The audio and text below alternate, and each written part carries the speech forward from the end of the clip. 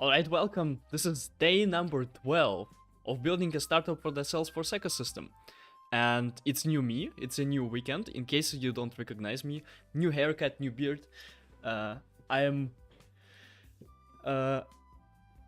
yeah, I hope the next haircut I take when we already have the platform. So that's the deal. That's actually... Oops, my microphone. So that's actually the deal. I'm not taking another haircut until we have the platform, the first MVP platform done. How about this? What do you know about high stakes bets? So what do we have so far for our startup? We have basic structure.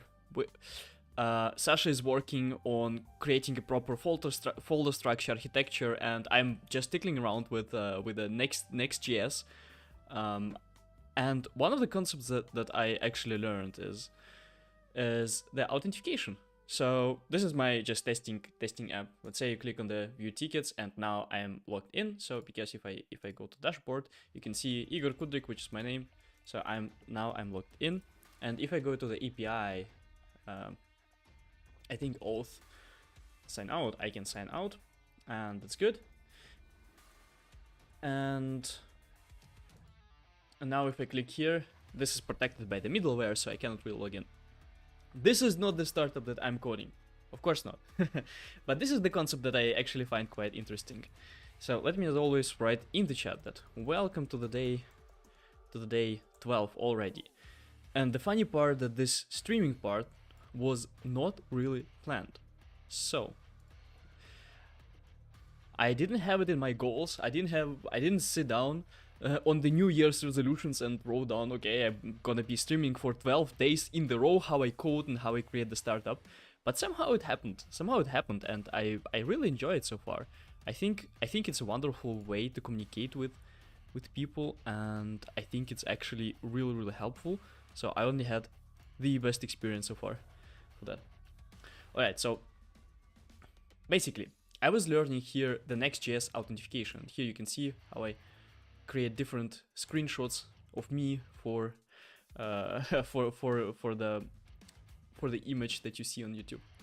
So basically I was thinking about the authentication, because the next step that we need to do will be authentication and database. So the plan for today is actually to see what is the difference between server side and client side. I kind of understand already what's the difference.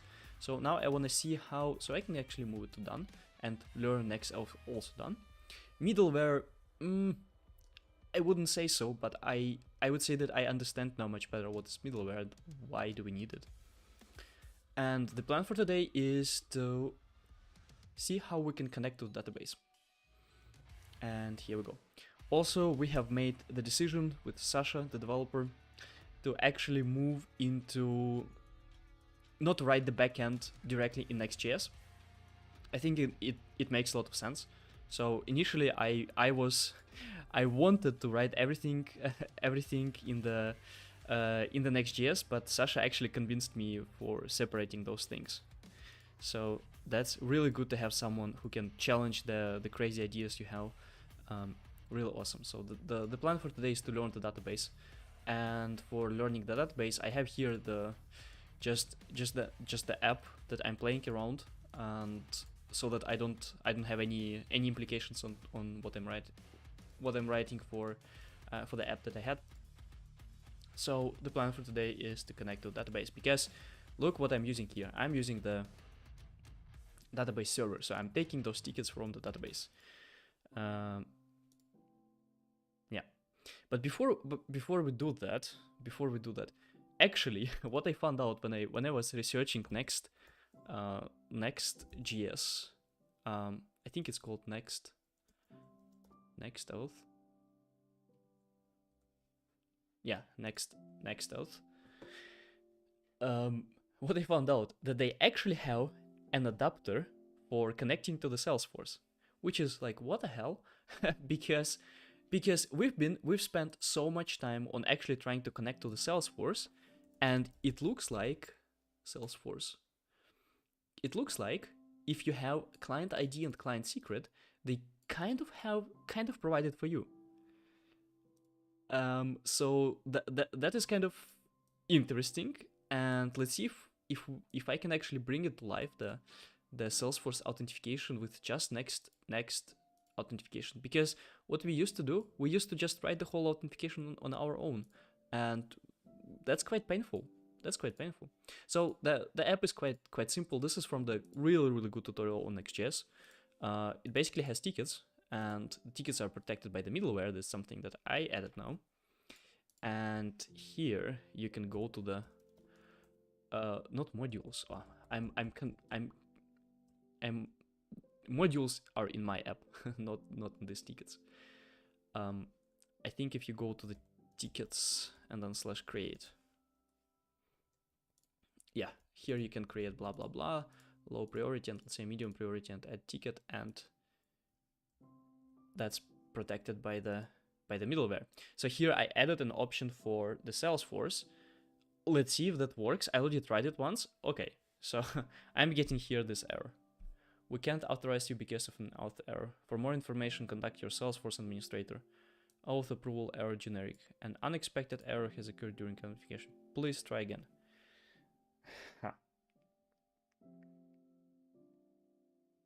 Interesting enough, I was able to go much more than that before. It used to write me that I have not auth error, but I have some other kind of error. So I think the previous error was much better than this one, because this one looks quite strange. Because what do you do with about this error? And this is typical Salesforce errors. Like, what do you do about this error? I don't know. Let me Google and see if someone had the problem. What does it mean?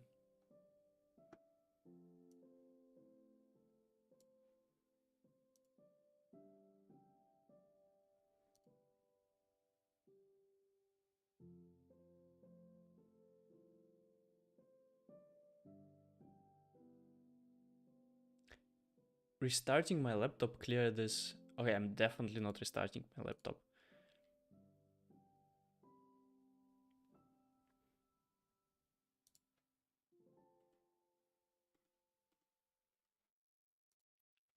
The problem with this error is that it can be anything.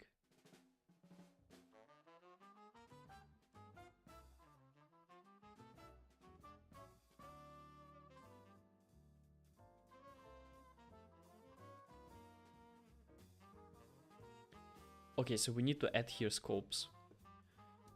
Now the problem with scopes is that we don't even specify it anywhere here. So here I don't see any way to add scopes. Let's see what documentation says. Next auth. I promise to read more documentation. Because it turns out that reading documentation is kind of helpful, right? This is, I think this is something that a lot of developers actually procrastinate on, and me including, especially me, that you kind of, the first option that you try to do is you try to go and watch tutorial. Even though it's not correct, the first option you should go and try to read the documentation, not not watch tutorial. But anyway. Okay, Salesforce provider options. This is what I need.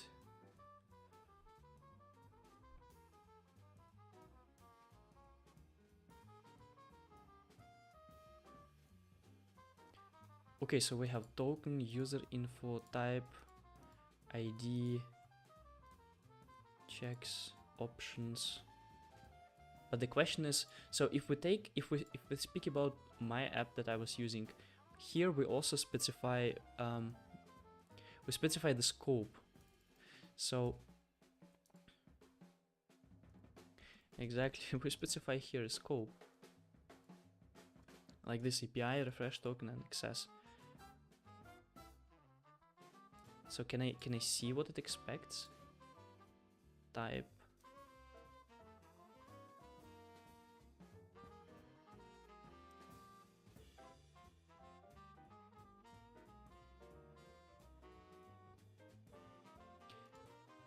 Client ID, but this is okay. This is what it returns. I mean, no, it's not what it returns. It's services and tokens. So this is basically how I can get information, but this is not what I'm looking for. I'm looking for what I can pass here.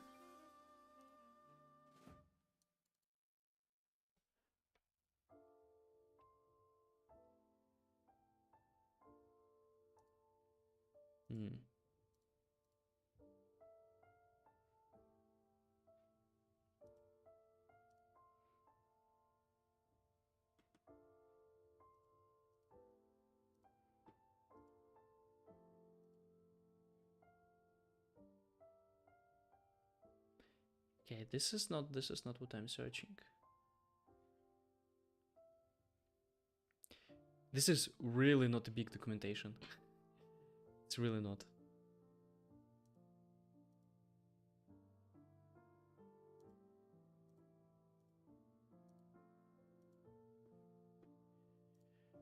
Let me start the focus here today. So let's say, I don't know how long I'm gonna be streaming, but let's say duration, let's say 2 hours should be the cap. And I'm gonna put here project as learn Apex. Okay.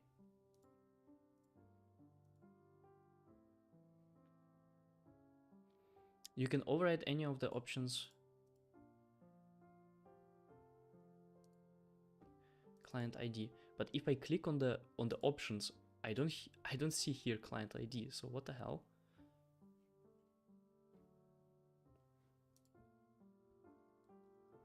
No, there's no client ID. So this is what it returns. Maybe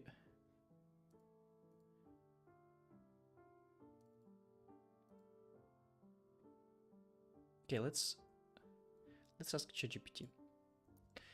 Because I don't even, so the problem is that I don't even know how to name what I'm searching for. So what I'm searching for is how can I add a scope here? Because I don't want to send, I only need those three here. If authenticating to Salesforce is that easy, that would be awesome.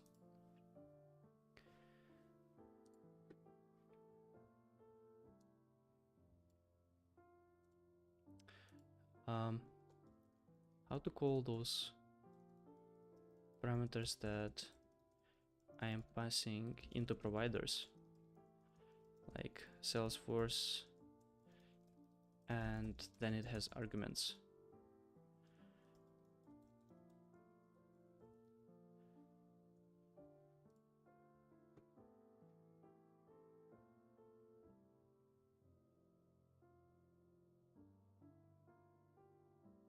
Okay. The providers.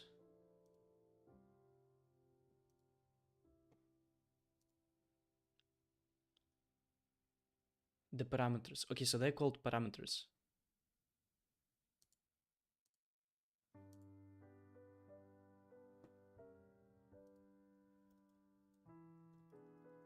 How do I find the documentation about what parameters I can pass? I want to pass the scope, but it says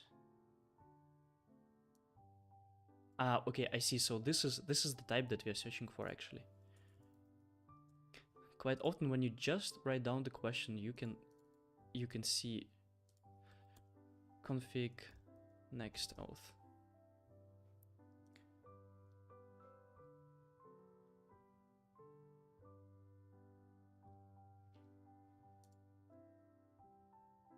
Okay, so that's probably not the... Probably still misunderstand something.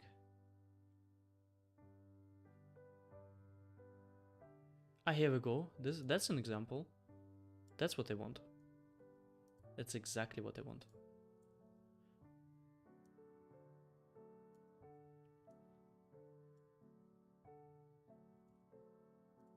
Awesome. Perfect.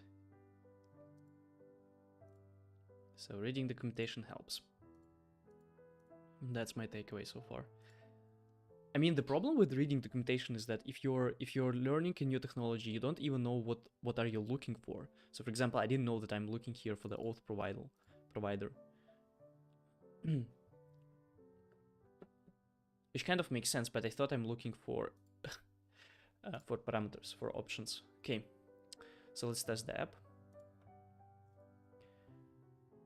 Localhost.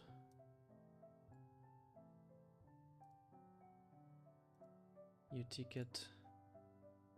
Yes, now it works. So it was not working because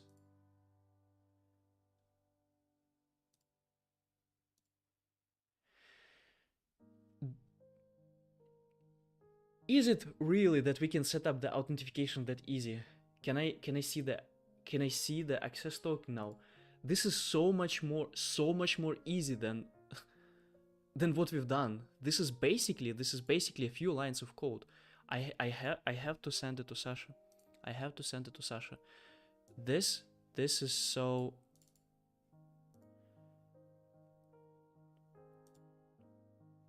Okay, first, before I send it to Sasha and embarrass myself, before I send something, I actually want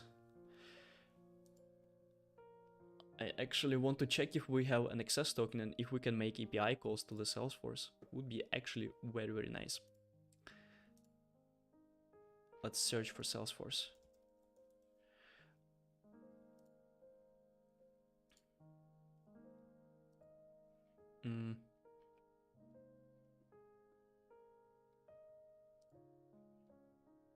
Okay.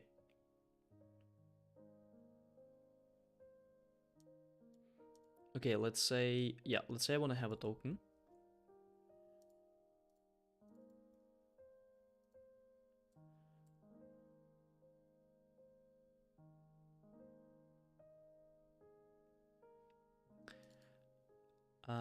I think I need to do something like this, API and then auth to. No, okay.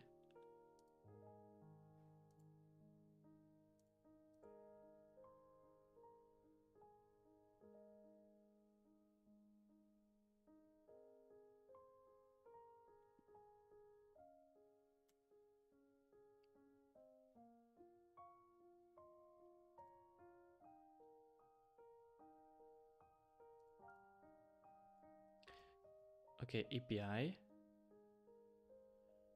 auth, and then let's say Salesforce, and then let's say token.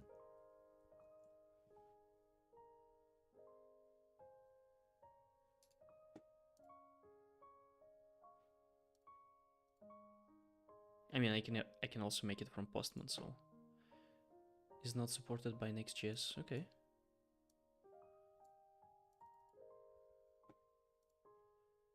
Get is not supported. Post also not supported. Okay.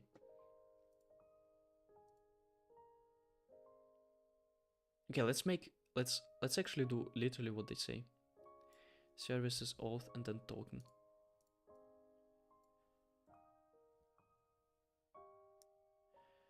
What's the problem? So I wanna see if we actually get an access token this way. Let me try Postman again.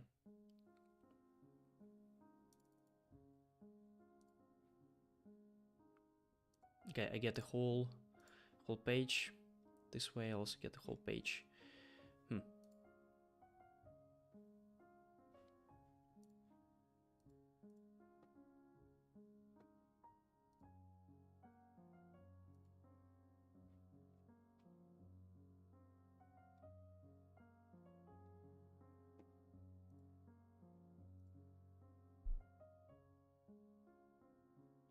Yeah, for example, I could try to display here in the dashboard. I could try to display the token. I think it's fair. I think it's the easiest way. Because I can't really guess. Okay, so we have API, auth, and then. So if looking at this, I would guess, so this is the issue, right? And what is the issue? Login. Okay, so this is maybe something that they use internally, so maybe that's not something that we can that we can use. Okay, if I get the built-in provider, how can we...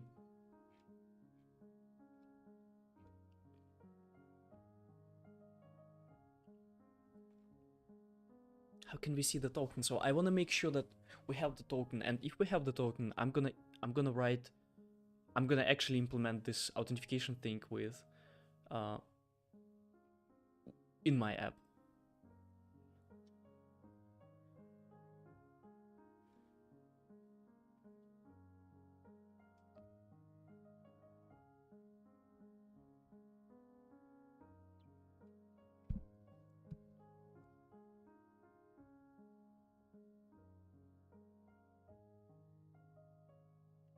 Okay, what if we actually do this thing? We also include API there. API auth. I think I don't need the O here. And this is not supported.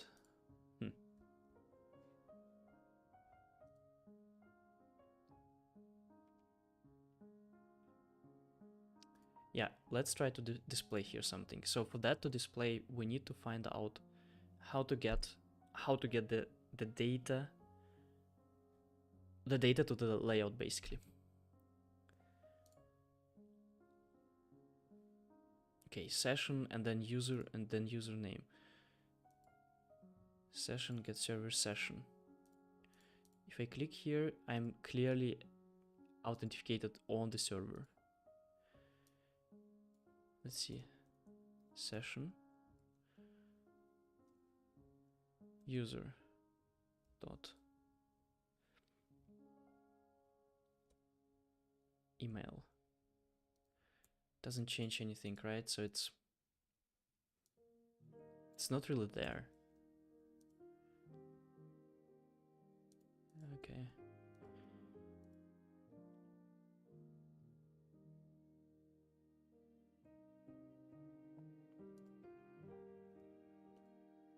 Okay, then let's ask ChatGPT. I want to test if my connection was successful by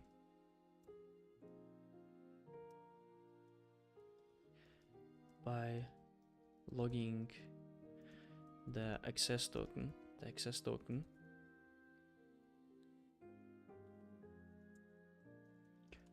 or the user email or the org URL or anything. Just please just let me let me verify in some way. Successful by log. How and where could I achieve it? The authentication looks like is working. Let's see, and then I'm gonna paste here the code, and in the meanwhile I got an idea, because how can we for example log out, right? So log out, we would do API and then auth and then sign out. What are those? What are other things that we can do like this? Getting started.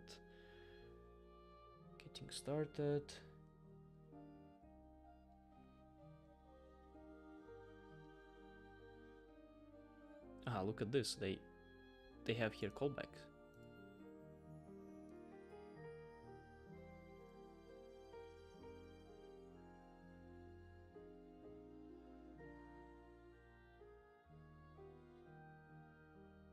Callbacks allows you to hook into various parts of the authentication flow or built-in callbacks. It looks like this is exactly what we need. It looks like. I am a little bit too excited, I guess, about this, because it still can break on a lot of things, and I still don't understand how exactly it works, but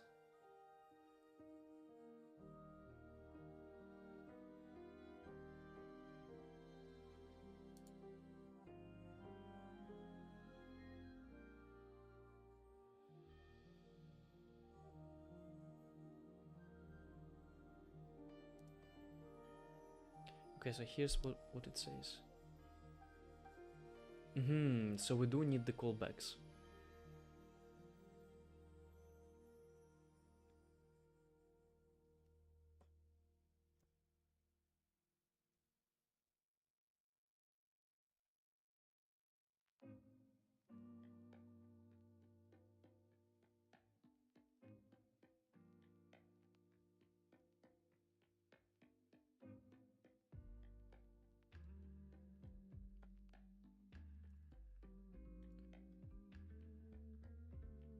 I see. So if I have this callback, I can, in theory, I can output.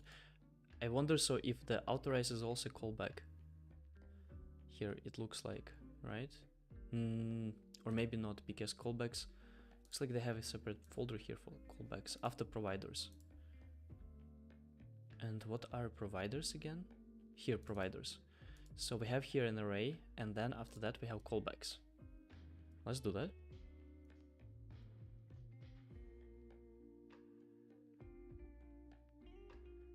Callbacks, and I don't need this one. And I'm gonna delete profile. I don't need the profile. I don't. Oh, why not? Let's output and see if that works. Okay.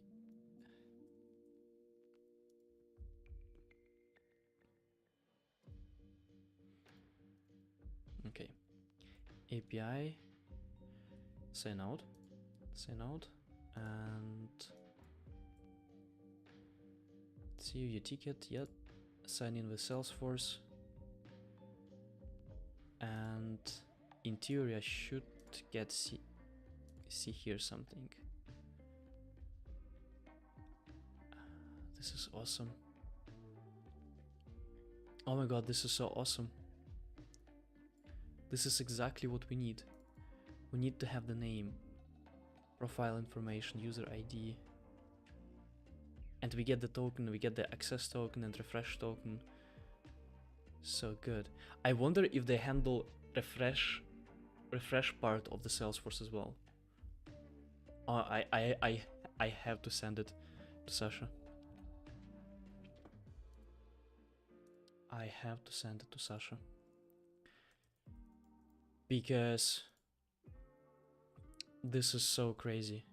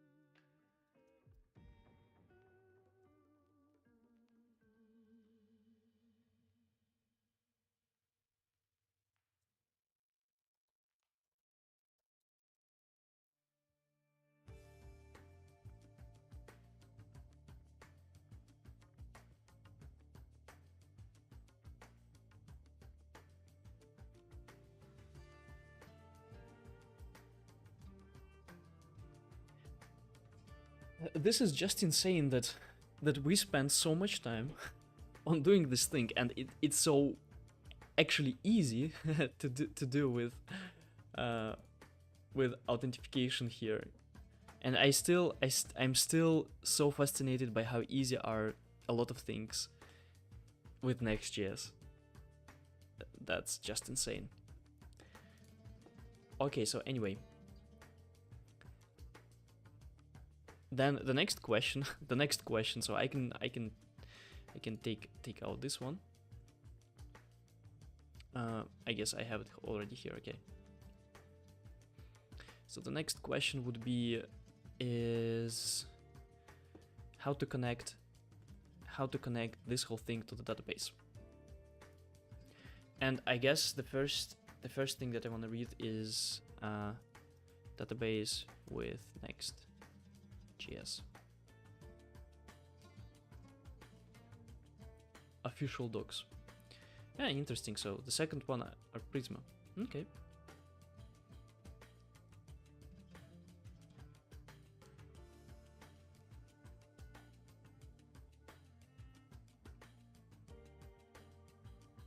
Okay, what if I don't want to use Prisma? Don't want to actually use not Prisma but Postgres.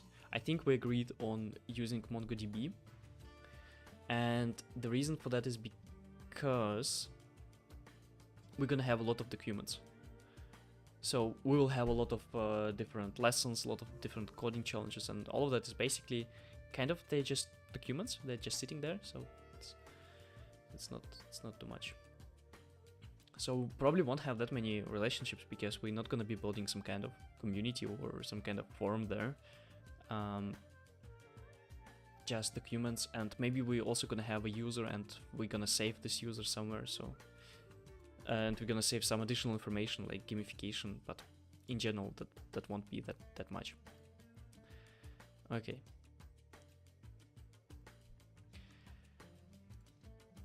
The easiest way to work with the database in Next.js. Query from everything, Prisma, better ORM for JavaScript, TypeScript. Well, everyone, so from my research, I actually know that Prisma is kind of the way to go. The question is it not overkill? Okay, so we have here how Prisma and Next.js fit together. Let's read.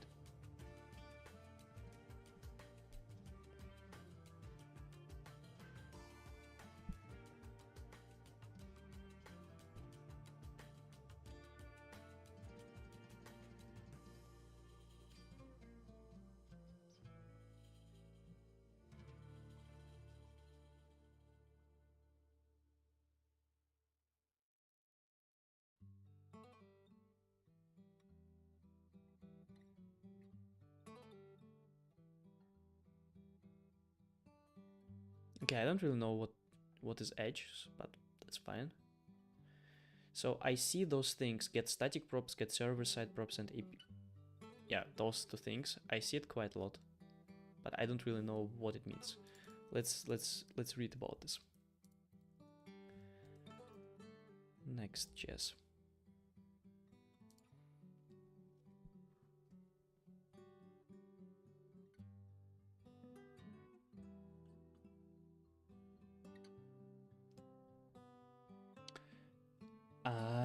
I see. It's basically we are pre-generating data for our server. I see. I understand.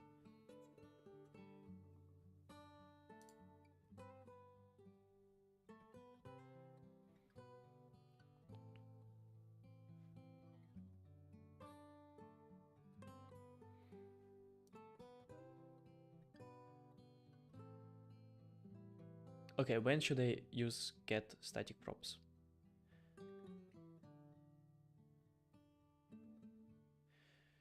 Okay, the data required to render the page is available to build at build time ahead of user's request.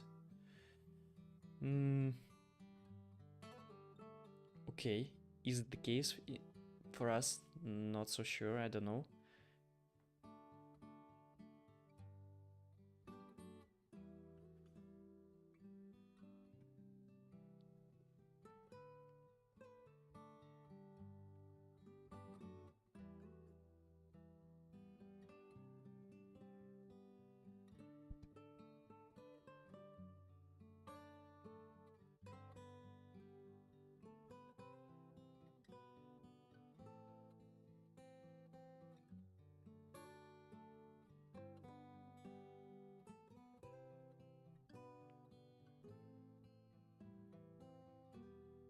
Tutorial 1000, welcome.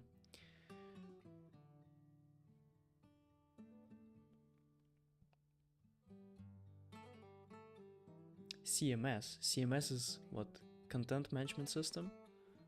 So the blog posts, basically, if we want to have blog posts, then we prefetch them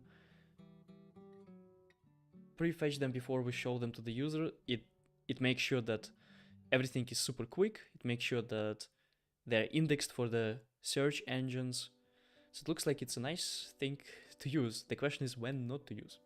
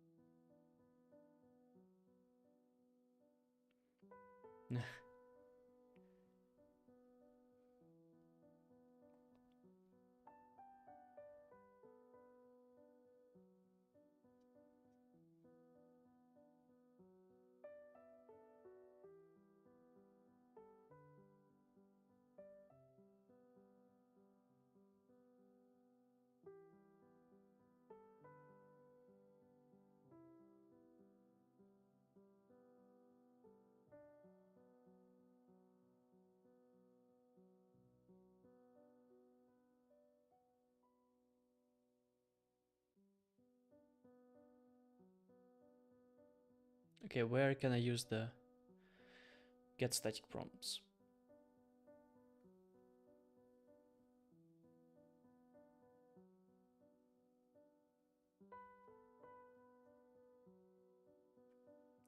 I wouldn't say I understood it very well. I wouldn't say that. I wouldn't say that. Okay, so we have get static props. My understanding about it is that it pre-generates for you the page. And it cannot include any client stuff. So for example, it cannot include hooks, right? Then we have also get server-side props. What's the difference?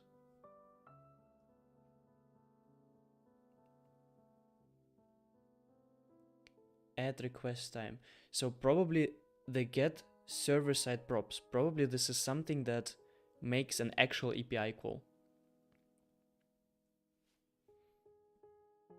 Yeah, that's what they write. Reading documentation quite is actually very useful.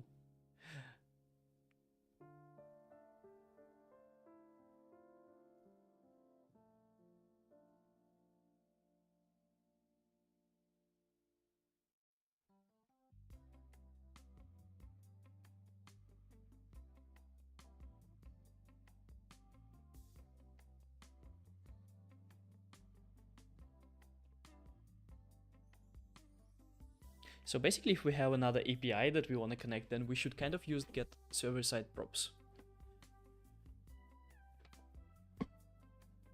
The thing that I don't understand, why could I write queries that don't really have those?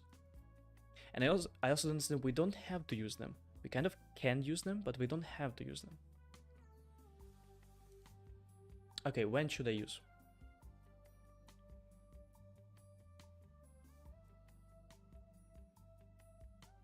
Let's go to Excalibur and let's try to understand it approximately. Okay, so we have most important. So get static props. That's one. Then we have get server props. That's the second one. Server side props. That's the proper name. Get server side props. Those two things.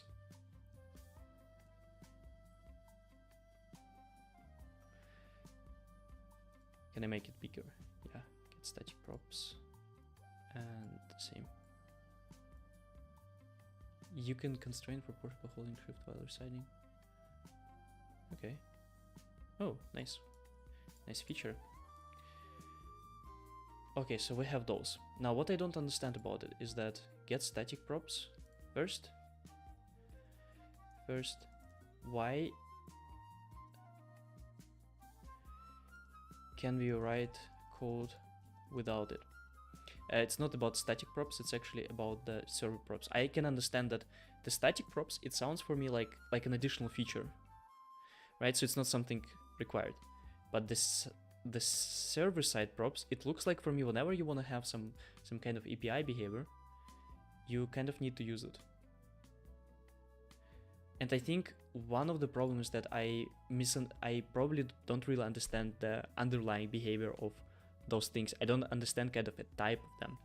What do they actually mean? Let me make all of those things a little bit bigger so that you can also see them.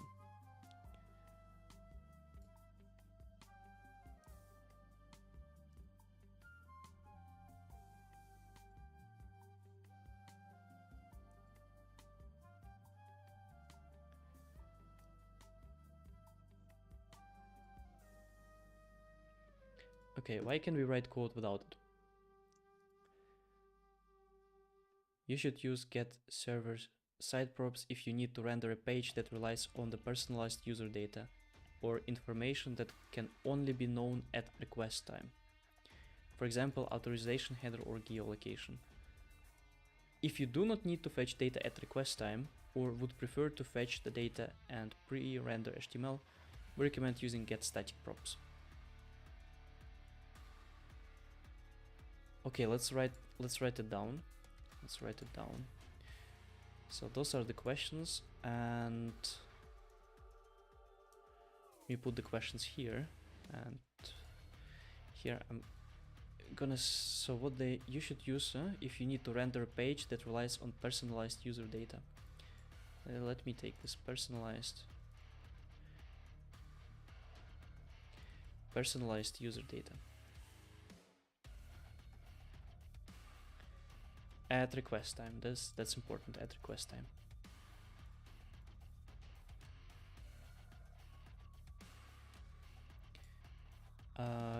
Do they have an example?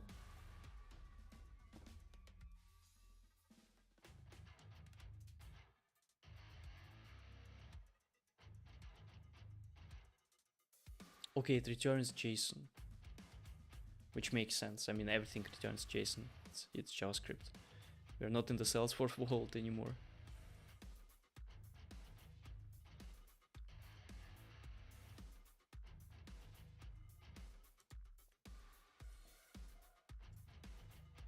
Okay, this is interesting. So, oh, I thought it's gonna just fit into the screen.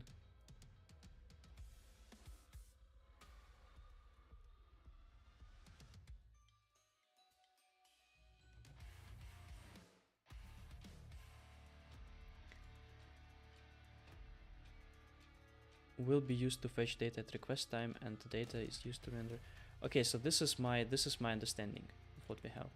So let's say this is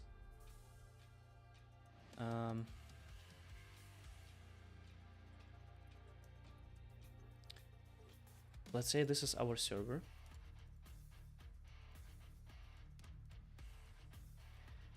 and I'm gonna write here server. Let me make it small. So let's say it's our server, right?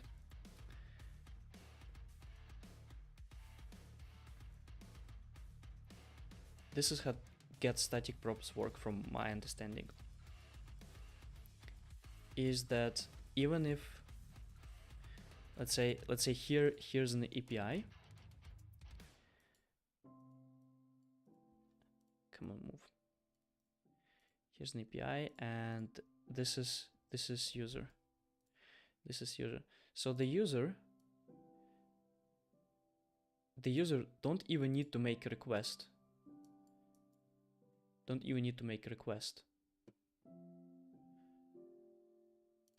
Because before that, we already got the data.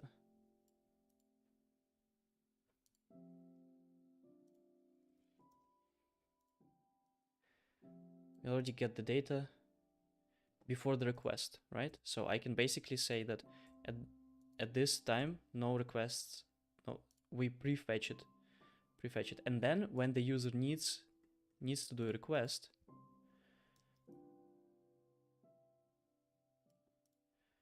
just makes the request. So just say soup, and and basically gets the data, right? So this is get static props basically. So we pre-generate the data, and the user gets them. Now with the get server-side props, this is different, because with the server-side props,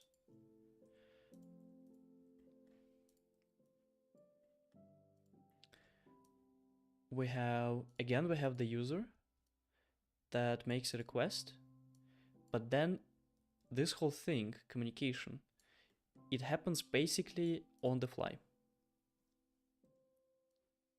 It happens on the fly. So which means that it should take more time, right? Get server-side props. So if we can statically pre-generate something, then it's much better, right? Because it's quicker. Maybe the search engine optimization can give us something. So okay, let's continue reading.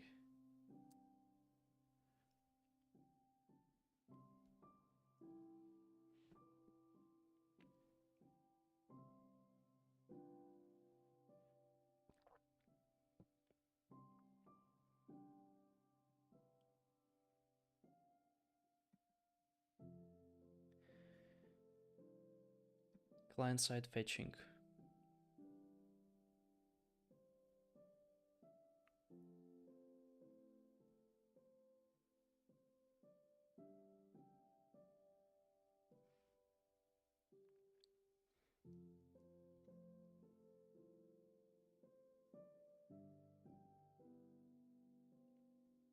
Okay, I see here incremental static regeneration. We definitely don't need these forms and mutations. Data in web application. We don't need this one. Get static paths.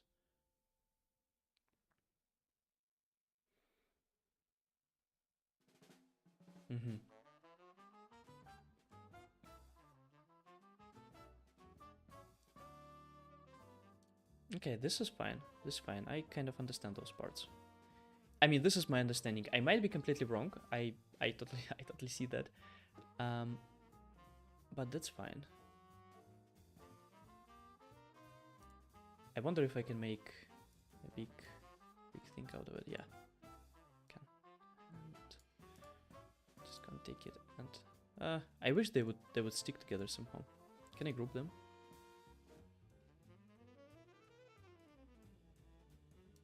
Yeah, group. So this is my understanding of those things. Okay, now the question is, the next thing that I want to understand is actually that was just a side quest basically for those things, because we started reading about Prisma, right? So the biggest question that I have here is oh my god, why is it so small? Why is it so small? Okay, it says medium. Okay, let's just scroll in. Just scroll in. How to connect database to Next.js.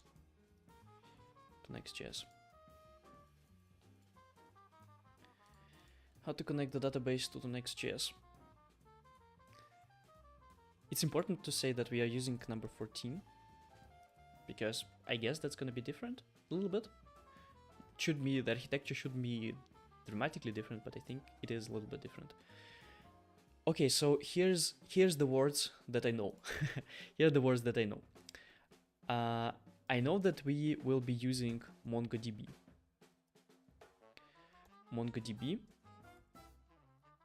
And the reason is because we have a lot of documents, right? It might be the wrong reason, but we need to have some kind of reason to decide for something. Whatever, it doesn't really matter, because I think in our case, for the first version, just any database is gonna work basically. So I don't think it's a big difference for us.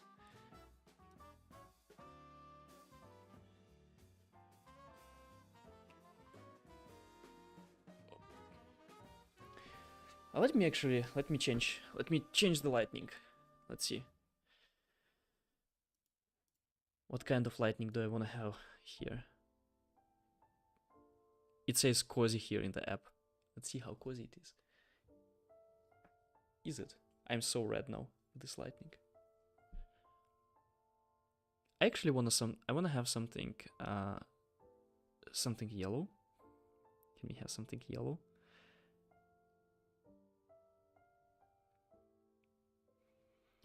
Warm white. No, I don't want a white.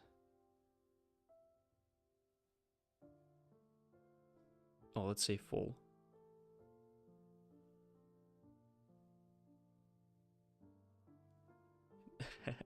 No, let's not do that.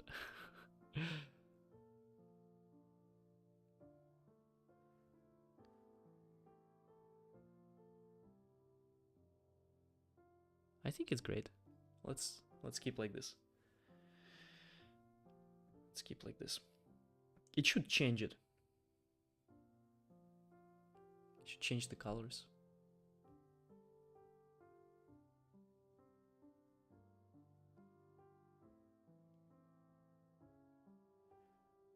I see. This one is pools. I don't want a pools. Let's see what's summer.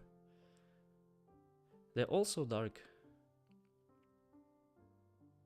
No.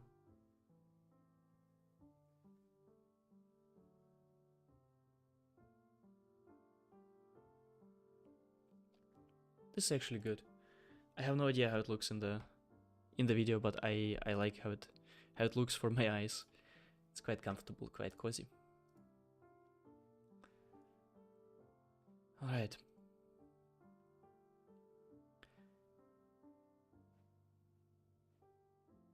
Here we go. I'm trying. So Sasha responded that he was learning next auth, but he didn't try it with the Salesforce. Yeah. I think it's a very useful feature. So okay. So we're definitely gonna use MongoDB because we have a lot of documents. I don't think it matters actually what we're gonna use. Now the question that I have. MongoDB.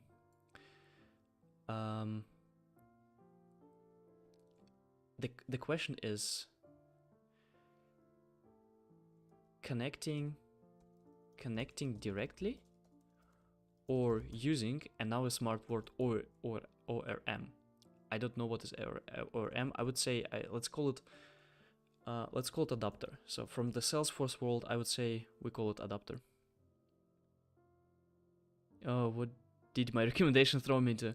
Are you sure you're showing the correct? I'm watching YouTube, only seeing Xcalidrov. Yeah, this is the Xcalidrov exactly. So the code is here, but for now the coding, that's not the only part, right? We also need to know what I'm gonna code. because here's the decision. So here's the decision. MongoDB. Should we connect it directly in Next.js, or should we use something like Prisma? I don't know. So I'm not a next developer. I'm not even a front-end developer. I'm more like a back-end developer or a consultant. Hi Code, nice to see you. Yeah.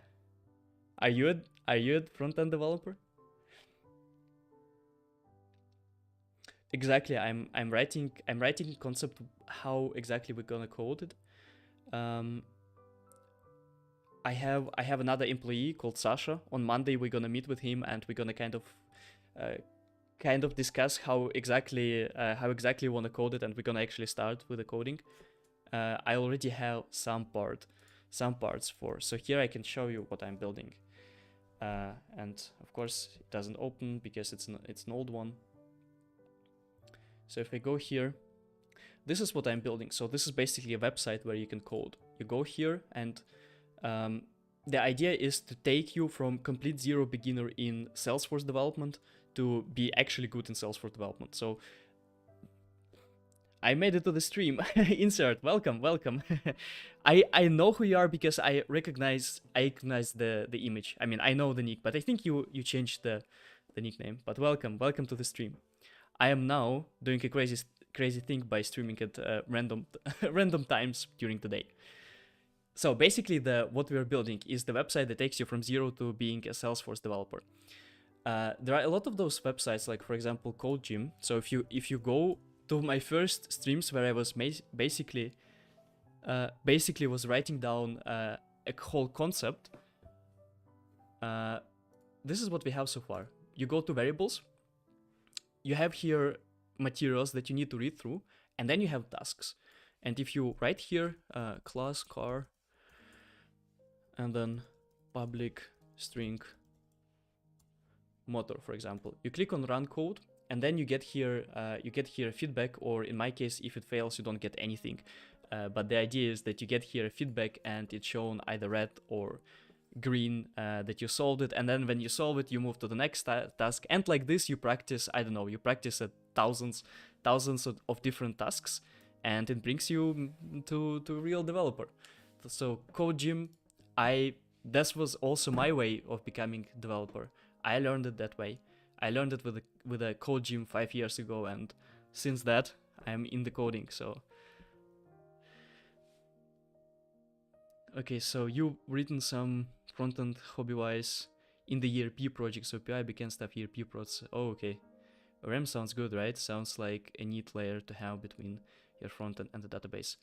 Well, yes, but the question is, we're also just starting, so the goal is to actually bring it as quick as possible to the market without over-engineering, and make it profitable in the first 3 months. That's the goal. I don't know how achievable it is, but that's the goal. So kind of I want to spend, let's say, 30 minutes or an hour of understanding those things and see what choice we make. For example, initially Sasha was, he is a React developer, so he didn't know much about Next.js, and we decided to use Next.js, and now it simplifies our so many things. So I'm also kind of reading about those things now, like ORM and so on. The thing is, and the most difficult part is that I am a Salesforce developer, basically. So if you ever worked with a Salesforce, it's very closed. It doesn't. If you're a Salesforce developer, you know Salesforce well, but you don't know those things. So we don't have databases. You don't need to spin up your own database. You don't even have a choice in databases. So I need to learn all of those things basically now from scratch, and this is day number 12. So before, I have never written the single line with Next.js, and now we have approximately something at least. So the issue is that we don't know how much work the ORM will save in long run. That's true. And you know what? I don't even know what ORM exactly means. That's that's the thing, because we don't have those things in Salesforce ORM. I have 4 years working experience as a Salesforce developer, so I'm quite experienced with the Salesforce development. But those things, we don't have them. What is an ORM? Object relation mapping. Just show me an image. Object mapping and database. Well, of course. Okay, so ORM is basically just takes your code and it translates it to the SQL. Is it that easy? Is it that easy? ChatGPT, where's my ChatGPT? Me too, not too familiar with the front-end stuff, but it's interesting. I mainly work on the backend. Okay, so we have a bunch of backenders here. What language do you work with?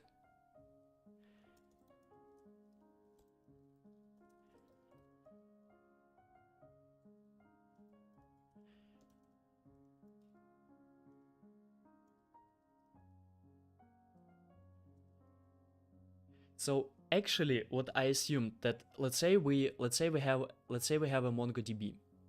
What I assumed before, that we don't need to write SQL directly, but apparently, from what I understand, if we don't have any kind of ORM, we will need to write our own SQL queries just per hand, which is kind of wild. Yes, and can be thought to translate bridge between object and...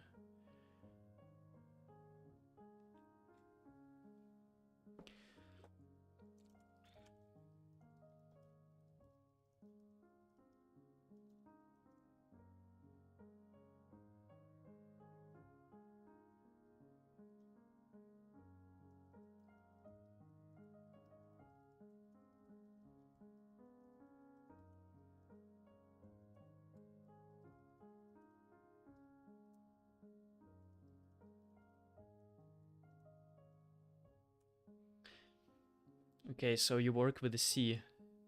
Oh my god, C gives me nightmare from my computer science degree.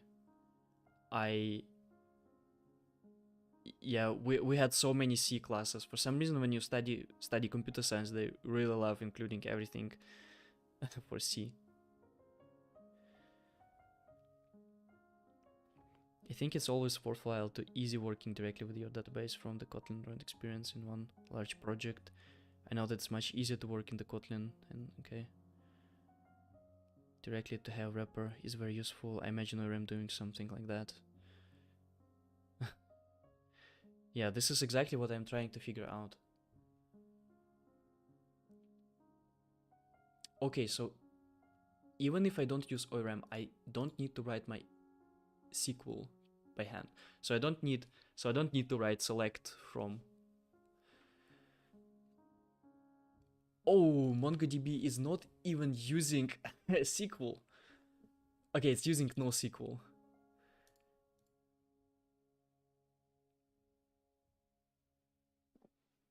I see. So it's complete miss, I would say. So the thing is, also one of the considerations that I have is that I don't want to delay the writing code part. And if Sasha, the other developer, doesn't know Prisma or how to work with Prisma, he's gonna need to learn it for a couple of days. And then we have already spent basically like a whole week learning Next.js. And my goal is to bring the first working version this month.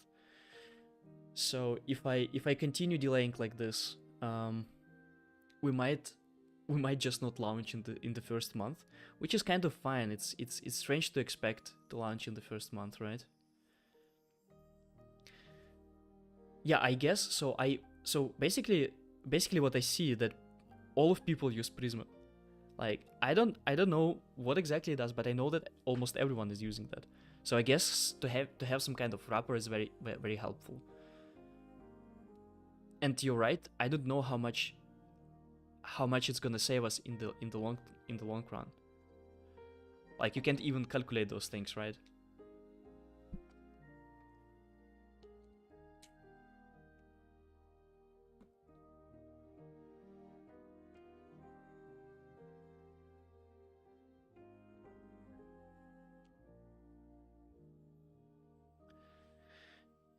If I want to be quick, I would choose the database that I'm familiar with.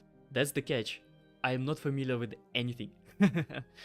So because we don't so in the Salesforce there's no such thing as a database. So we don't have I almost never worked with any other database in my 4 years. I wrote some projects just on my own outside of Salesforce. But that's it basically. So I wrote something with MongoDB. But that's the thing. So I have basically zero idea in that. I'm quite experienced in the coding and the front-end part in Salesforce, but not with Next.js. So I'm kind of discovering this whole world now. And you know what? The front-end development is so awesome. If I only knew how cool it is, I don't think I would be staying as a Salesforce developer for that long. It is so good. You can do so many things. And Next.js itself is really good. So, for example, I can implement, not knowing completely Next.js, I can implement really cool stuff really quick. So the thing that I implemented here, I just watched tutorial, right? And I was implementing what's there.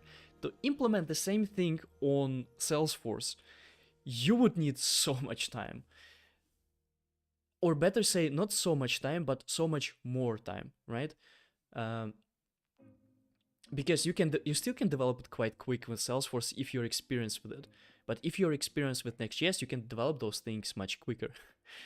So I'm quite shocked. Actually, the last 12 days, I'm just big shock for me, and mindset shift in how quick you can develop uh, a lot of things on Next.js. And I'm not even experienced with Next.js, but we still can develop a lot of stuff. So it's really cool. And Next.js is awesome.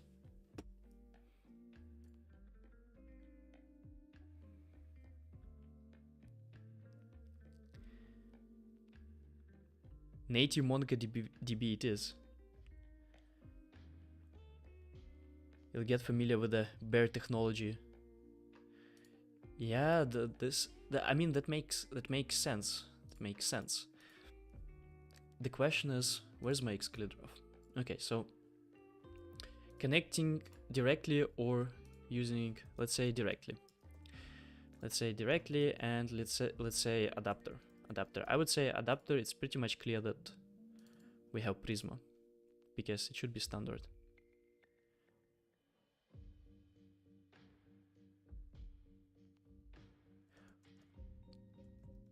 Well, this is exactly so. I don't even know the answer myself. how much do I want to actually learn versus how much do I actually want to bring it to life? So what is this ratio around learning and not, and just building stuff, right?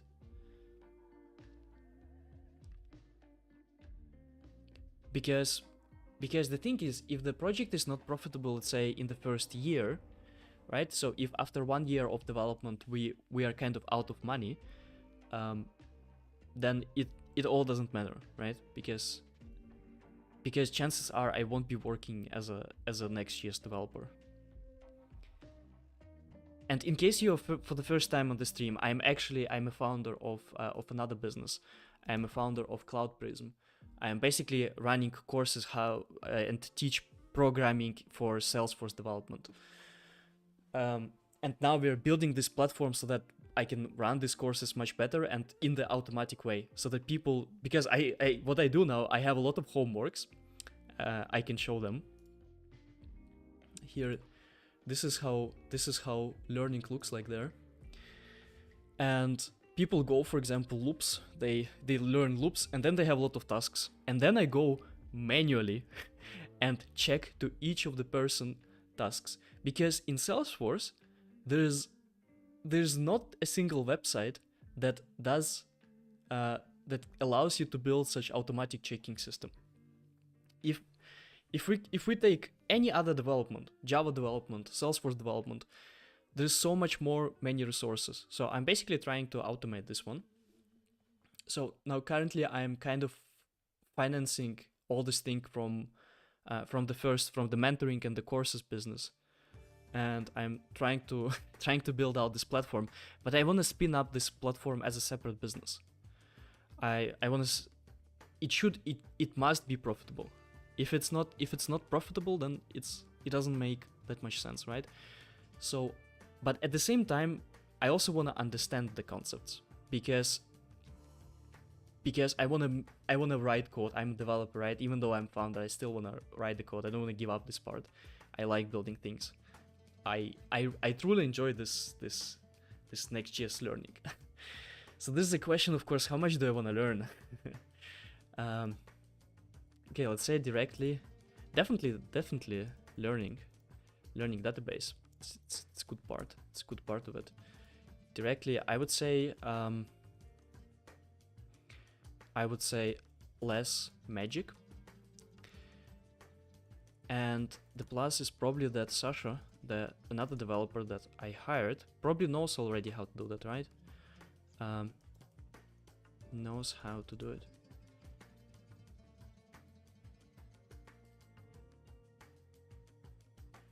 Even if I go with the ORM.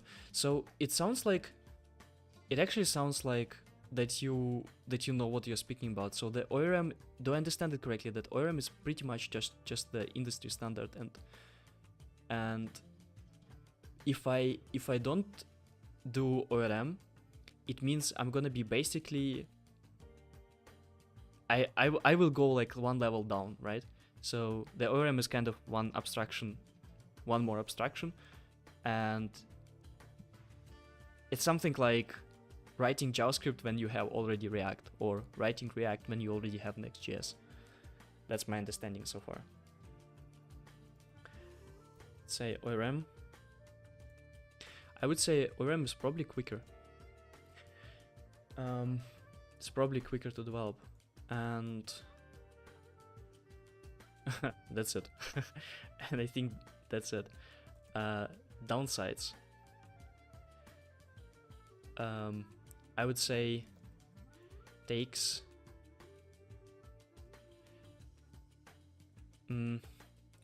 out a lot of work. Basically what it means that what I see from Next.js is that I'm writing Next.js without understanding clearly what are a lot of those things. Like promises or props, for example. So it kind of, because I didn't learn React properly, I kind of skip those things. So if we do with the ORM, it's also gonna take out those things. But I think I'm willing to sacrifice this. Learning DB.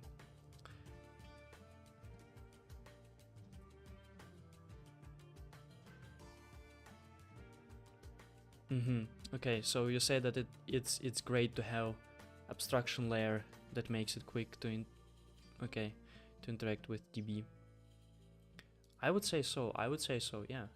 Let's have a look how this Prisma works. Prisma makes working with data easy. It offers type-safe Node.js and ORM, global database caching, connection pooling.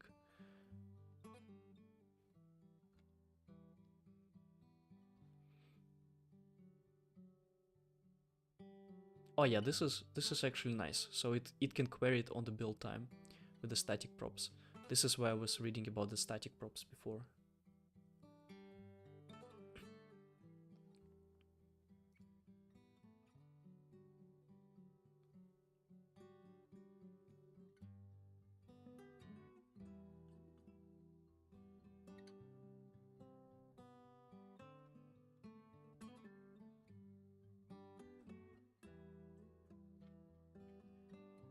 Okay, I think I'm sold on the idea of ORM.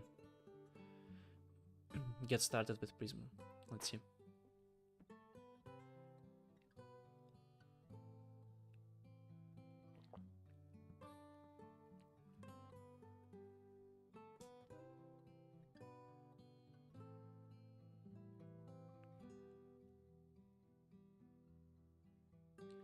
Yeah, exactly. So I think it's gonna help us a lot. Again, we just implemented last week. We implemented authentication to Salesforce. Higher learning curve now, but much less headache when things get serious. That's true. That's true. But I'm sold on the idea of ORM actually. Speaking through about it, I'm kind of sold on the ORM idea.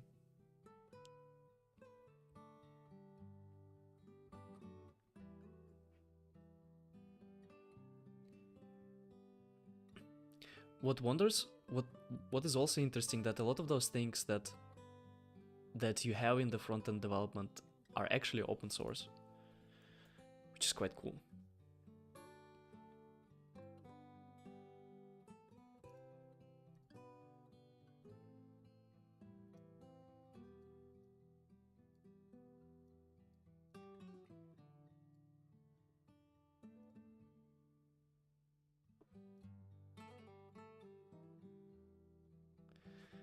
Yeah, quick start. That's for me.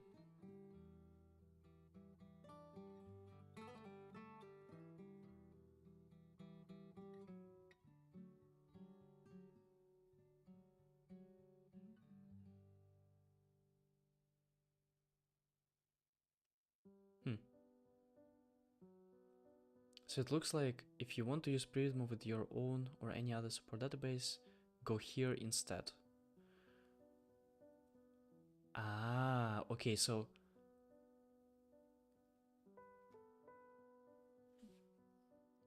is it like we don't even need to spin up our own database? Do I understand it right? Because it looks like if you want to use Prisma with your own database, go here.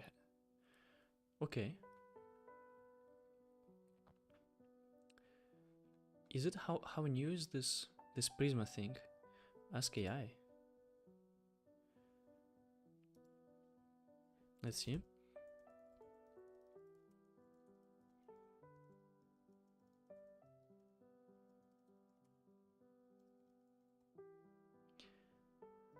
My own database. I do. I do need. Ah, damn it. I wish.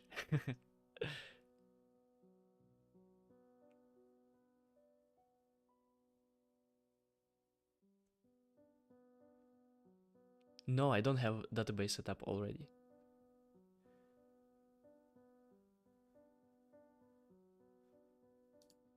Okay, so let's actually draw a very base understanding of this thing. So let's say we have here our server, which would be Next.js. Let's just call it Next.js.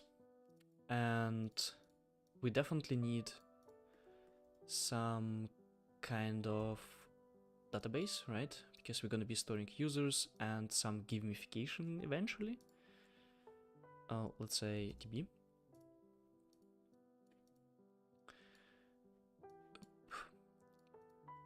Okay, so my understanding for now is following. That this is Prisma here. This is Prisma. And we do here request, and this request is basically TypeScript. So it's quite abstraction. And Prisma goes and, let's say, writes in some kind of SQL or no SQL, something like SQL, something the database understands. And we get back, the data,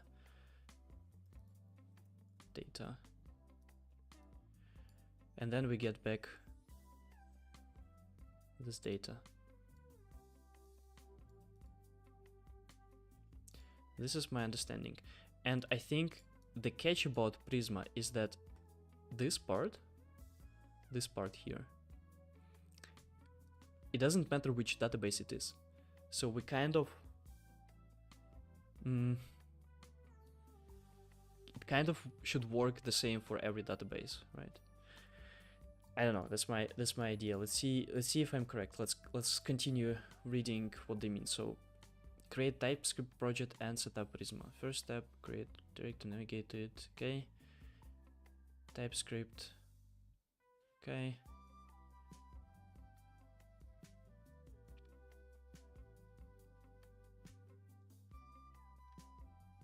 Okay, so this creates a new Prisma directory with your Prisma schema. Yeah, okay, I understand this. Yeah, so this is how you understand it as well. Okay, yeah, so that's my understanding. And this part is basically that's the whole catch, because this part can be kind of abstracted away, and if we ever want to have another database, then only this adapter is changing, so Prisma is actually taking care out of it. But now the question is, when you say that I still need to spin up my database, this is the part I don't really understand, because if I need to spin up my own database, it actually matters what database I spin up. Then there's, on top of that, to the database thing, there's also a question. There's a question where to host database. That's also another question. Where to host database.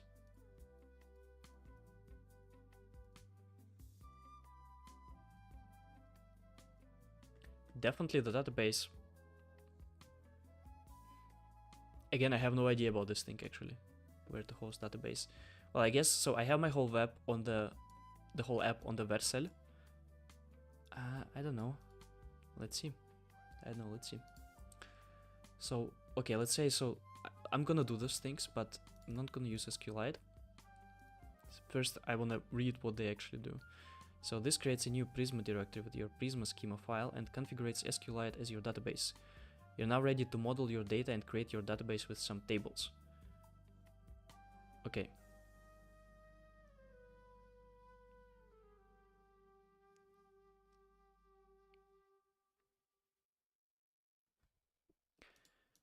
Okay, so imagine the database as your storage container. I mean, yeah, okay, yeah. And Prisma just handles the loading and fetching to from the container, but Prisma says that it does not care what the container is. I see what you mean. Yeah. Yeah, okay, that actually helps, so thank you for sticking with me. That helps. That helps.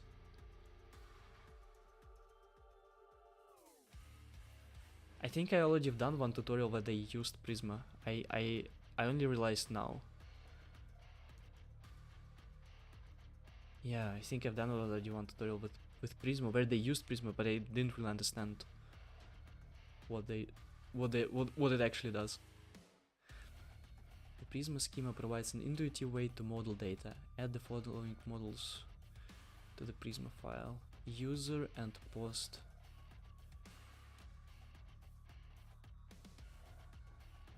Database serve as a foundation for generate Prisma client API. Okay, Prisma migrate. Yeah, exactly. So at this point we would have the Prisma but no database.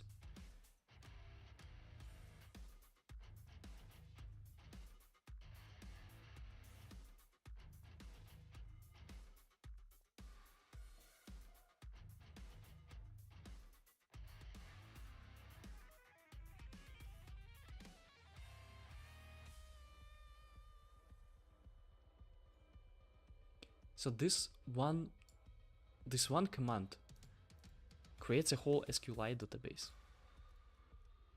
Okay.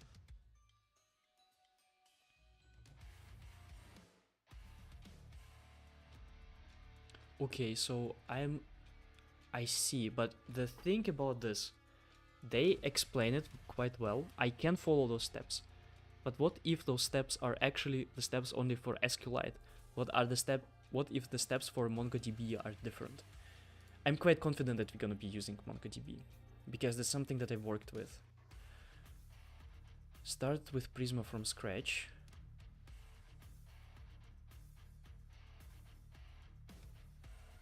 Ah.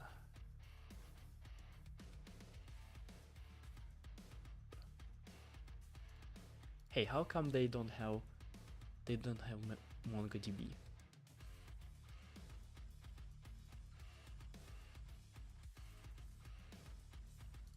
What is okay, so they have MySQL, Postgres, SQL Server, PlanetScale, and CockroachDB. PlanetScale, what is PlanetScale? Aha. Aha.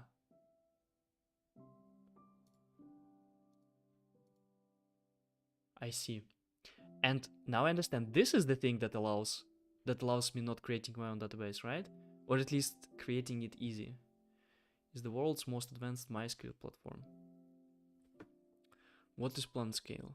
MySQL compatible database that brings you scale, performance, and reliability without sacrificing developer experience. And then they list some things that I don't understand. Whatever, doesn't really matter. I think it's a little bit overkill for me. Don't think I'm gonna use it. Products.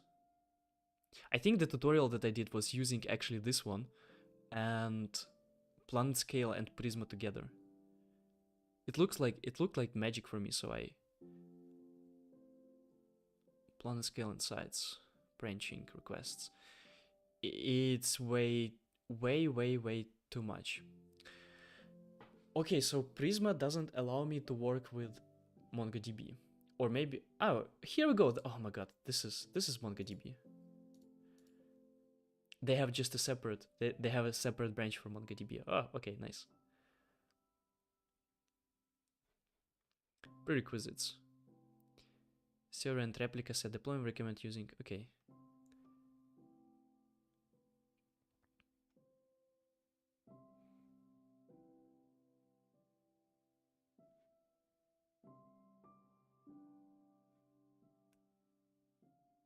Okay, let's just connect your database. They don't expect me to have already database, right?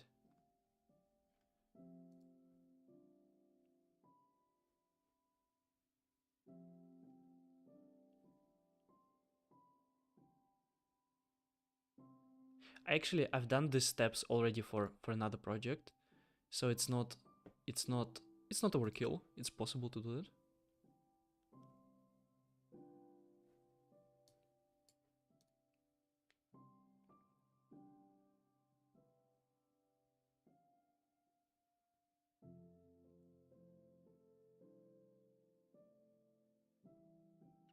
Okay, so they do expect me already have MongoDB.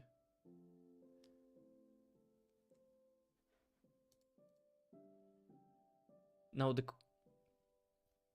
the project that I use MongoDB, I didn't use Prisma. Here's the project that I used MongoDB for. It's deployed on the Heroku. It's Leafix. This one. So this one is using MongoDB. It's basically just a quick API. It's even called Fast API. First of all, you need to have MongoDB installed on your server, then you will be able to connect that via Prisma.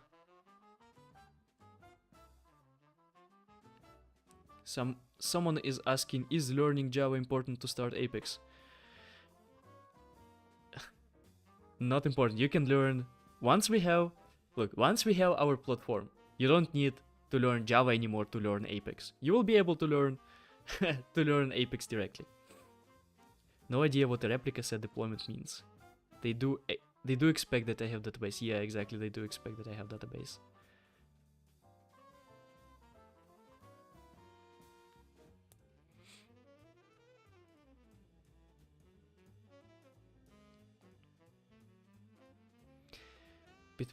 So ask ChatGPT for the difference between relational and NoSQL databases. Yeah, I kind of. Okay, let's actually do that. That's a good question. What's the difference? What's the difference between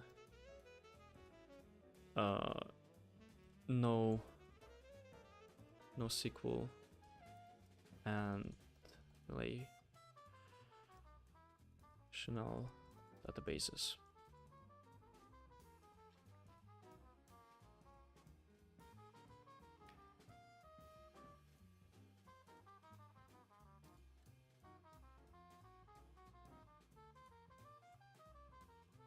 So relational are highly structured and they use SQL. Scaling, exactly. So in our case, we actually only use documents. So we don't. I mean, we not only use documents. We're gonna have users, right? Some kind of gamification, but mostly we're gonna have there a lot of tasks.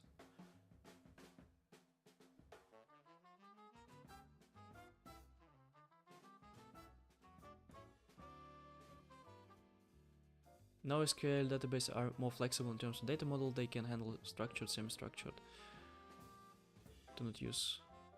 Okay.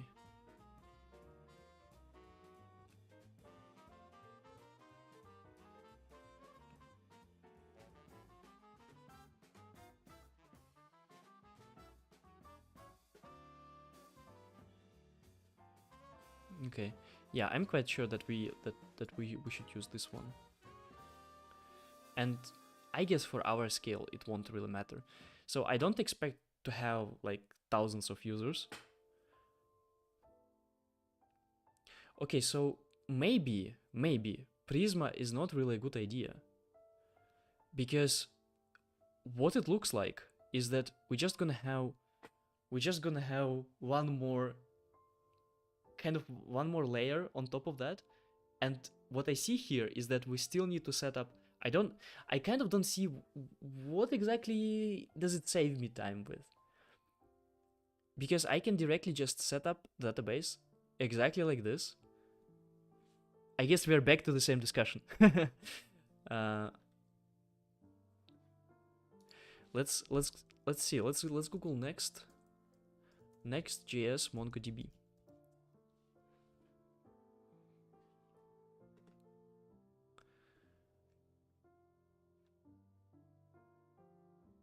MongoDB starter. What is this? Okay, we don't need this. MongoDB, prerequisites, Atlas. I don't think it matters too much. Yes, the simplest ways to make the quickest results will be MySQL. Yeah, I guess I think I'm spending too much time on the things that actually don't really matter that much.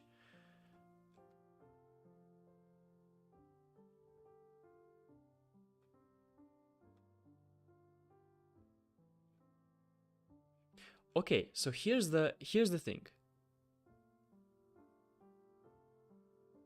MySQL is super well documented. You'll find tons of tools, help to work with it. That's true. But I think Sasha doesn't know MySQL. That's the thing. And I actually worked with MongoDB.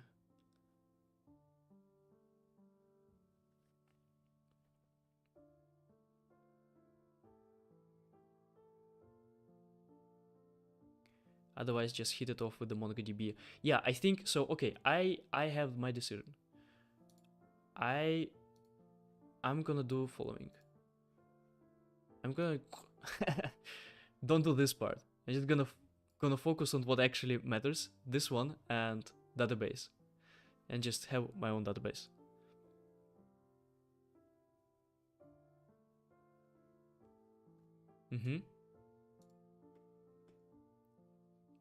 Save lots of boilerplate, but can also... Yeah, that's true. I think so. I think that we can switch at some point if we see that kind of that, okay, that just Next.js and database doesn't really work. We can switch. The best feeling. The best feeling until I run into the first error. That's the...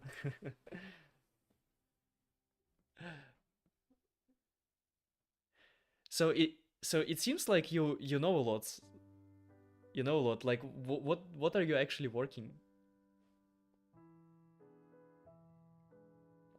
Or let's put it that way, you definitely know much more than me. Let's see, MongoDB. What is next? I know what is next.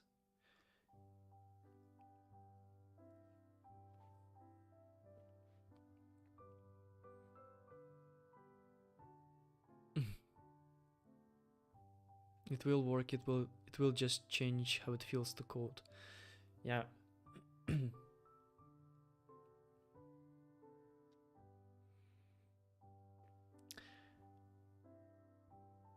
Vadim asks, what's your programming language? Whatever does the job. That's my programming language. So my main program language is Apex and LWC, which is very much just Salesforce stuff. Okay, so you work with Microsoft Dynamics. And you started, so you have what? You have a lot of 22 years since you started writing code. Microsoft Dynamics, is it? I think it should be similar to the Salesforce, right? No, Microsoft. What is it? Microsoft Dynamics. Yeah, exactly. Salesforce is proprietary. Yeah, exactly. Apex is. Yeah, it's very similar to Java though. So it feels like Java 8 or something, Java 6.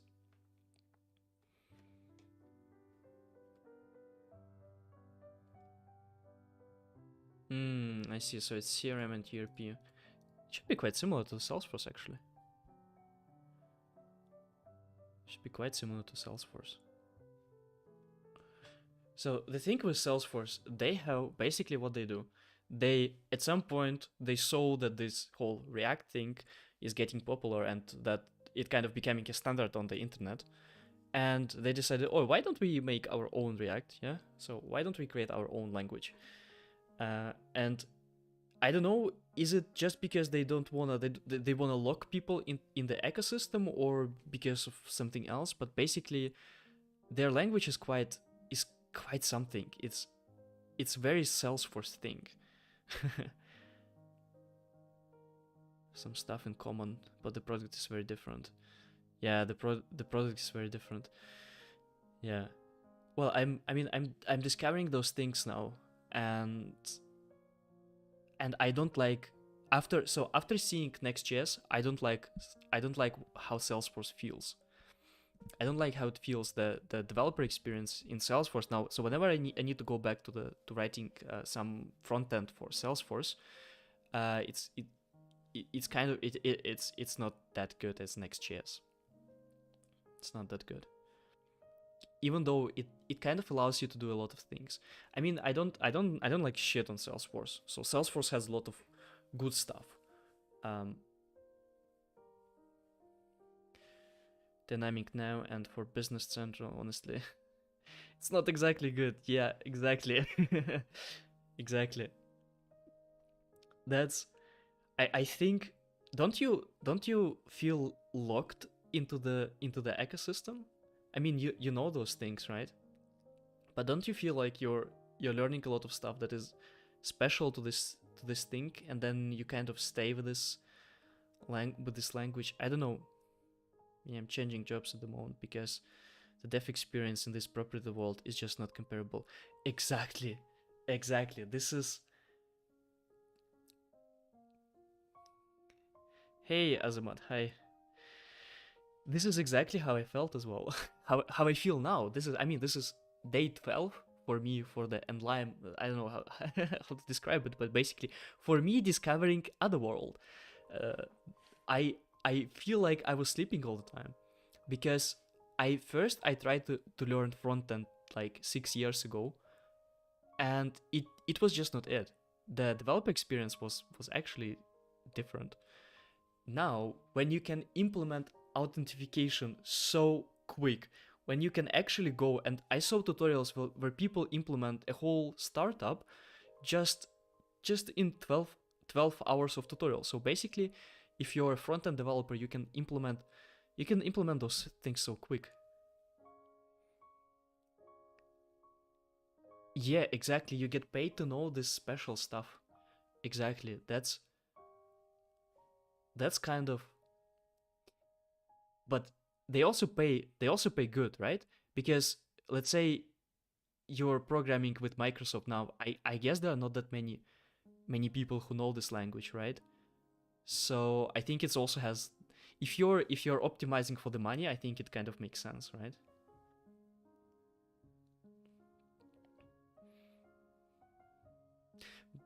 Yeah. Well, actually, I don't know. The salaries in Salesforce aren't that much more higher than for other developers.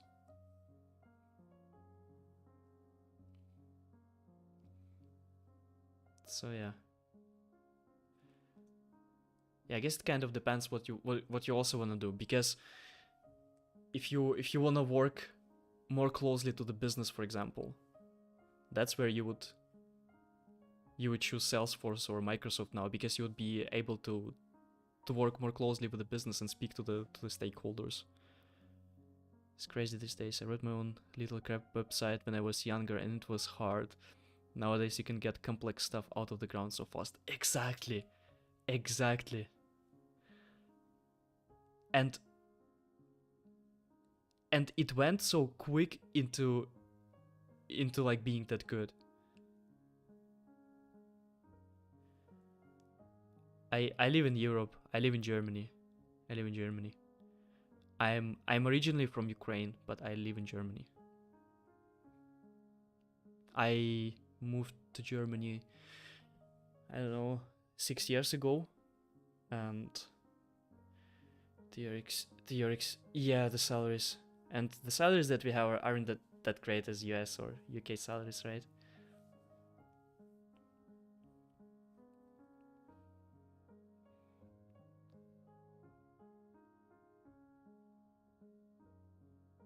Germany too. Oh, nice. So I live in Munich. I live in Munich. Nice. Well, I guess in Germany. So I did my bachelor in Germany in Munich, and the salaries here in Germany for developers are not that high at all. Like, especially after you pay all the taxes. So I don't know, you get as a developer what, like, I don't know, let's say 6, 7. Let's say even you're a good developer, you get like 10K. Just another worker bee in the hive, which is okay. America, yeah, yeah, exactly. So I think like a typical salary, I would say, is like 5K per month. Like, let's say you have a couple of years of experience as a developer, 5K, 5K, that's what you get. And then half of that goes as taxes because it's considered as the one of the highest level taxable. And then you end up with 3K, and you have to live for that money in, I don't know, in Munich or in Berlin, or I don't know, whatever, like all the other cities with the leap of cost, with the cost of living. What we have now is crazy.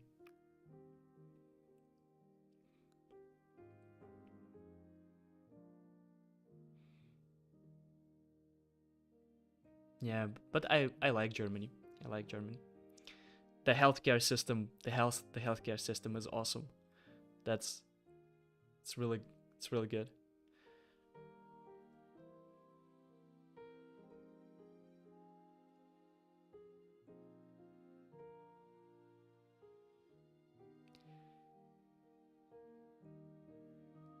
Yeah, close to Frankfurt am Main. Yeah, this is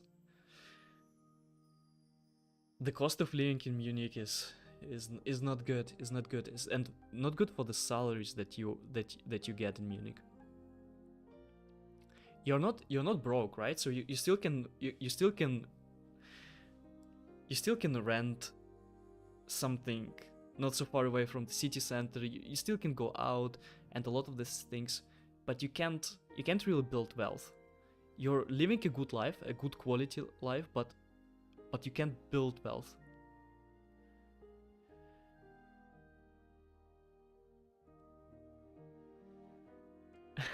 Watch out for your mental being. Yeah, I guess streaming every day, streaming every day for 12 days in a row. I don't know. Does it do good something for mental health?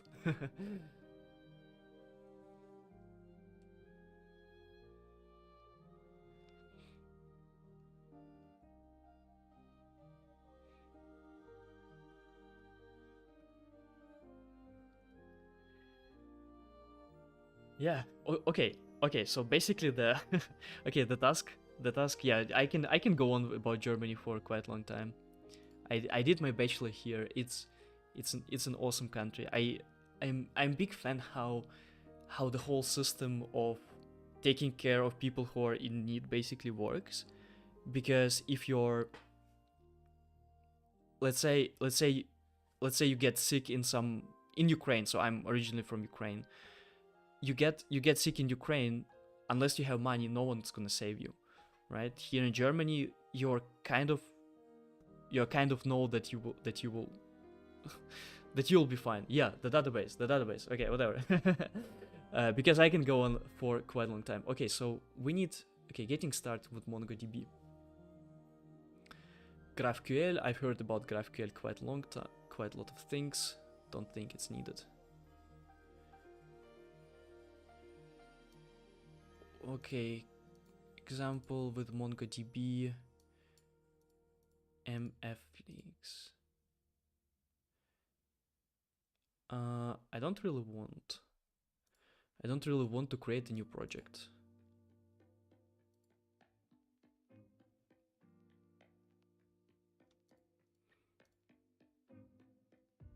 Hmm. Create MongoDB database Next.js. Okay, they have a lot of ads.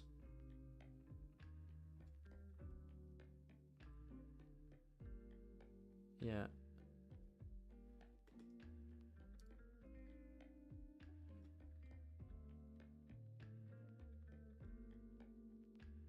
Okay, I actually already have this MongoDB Atlas. I remember I can... So my workflow that I remember from setting up once MongoDB is that I go to this atlas, I set up it there, and then I get some connectors from it.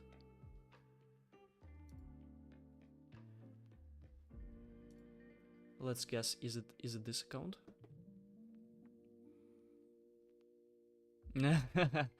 8 easy steps, exactly. Yeah, this is what I have. Database. Connect, exactly. Then I click something like connect, and then I get exactly, and then I get the connection. This is what I remember. So database deployments. How do I create now a new database? What is this button? Create new cluster. No, thank you. No, thank you. Let's read about. Let's read the 8 easy steps. Next.js MongoDB app, because I'm sure we need to download some kind of npm package. Create project named. Okay. You should copy a connection string from the MongoDB atlas.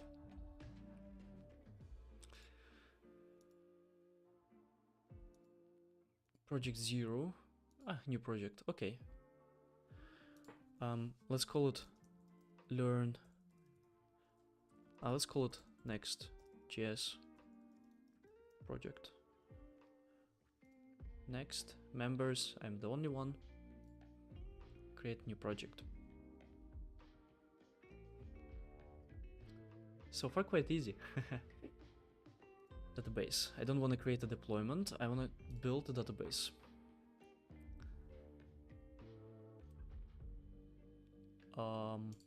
Free, I guess.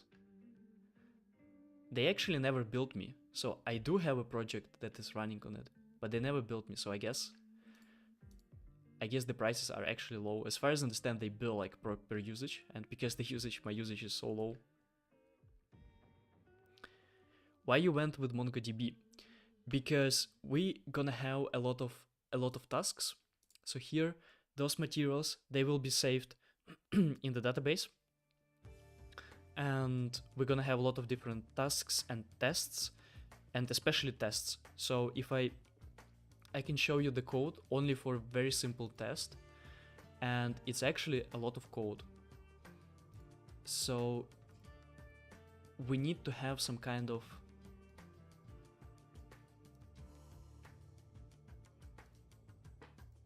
so I think yeah, I'm just thinking about it one more time. So this is the tests. This is how we will run the test itself, and this is only 5 tests for a very simple task. So we're gonna need to save a lot of basically documents, a lot of unstructured text, and yeah, and therefore MongoDB. I think it's a good choice. I'm actually quite proud of deliberately choosing MongoDB, not because it's just the most popular, the popular one. Region doesn't matter because it's a test. Cluster doesn't matter, so I'm just gonna click on the create. Username and password. Oh, let's copy the password. And learn database. I'm gonna password here.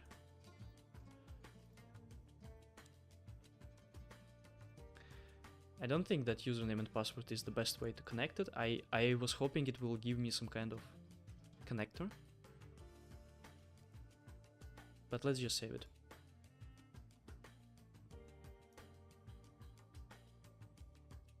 Create a database. Okay, so this is the database user. will be given read and write to any database privilege by default.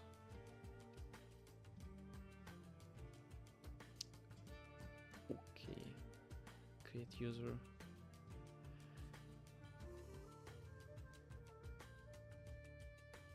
It can be modified anytime, doesn't matter. And I'm gonna just leave it. Okay, now I click on the connect.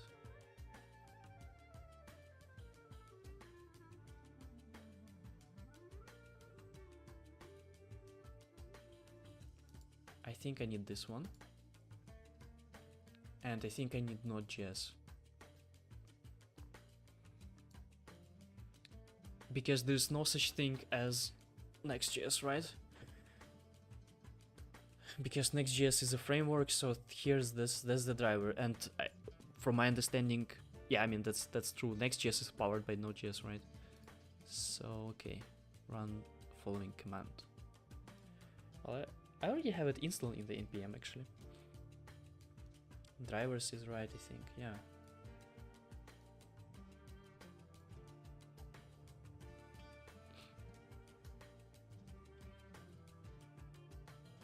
Okay, here we go.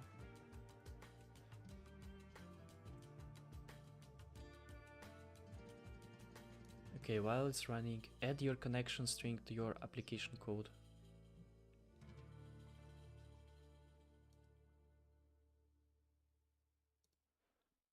Okay, first I'm gonna copy just secure here. Password.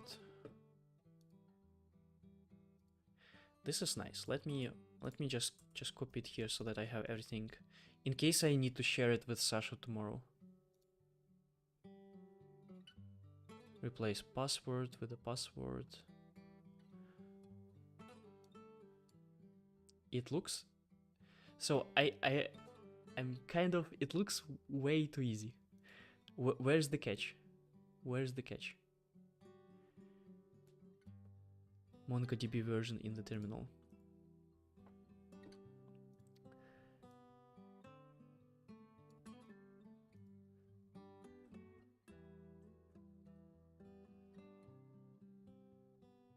Looks like it's installed.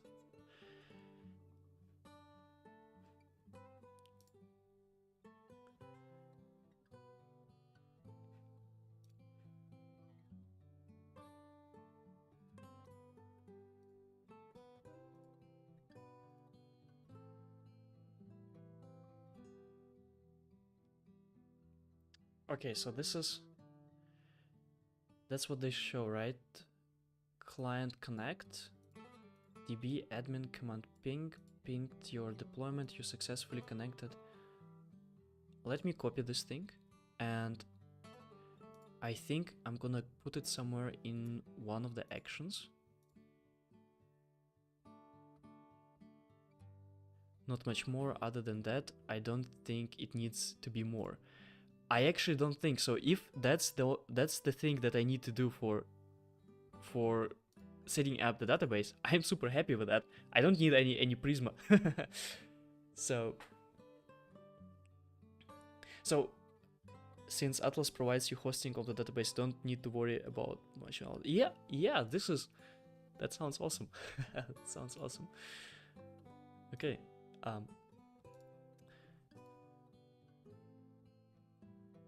Let's say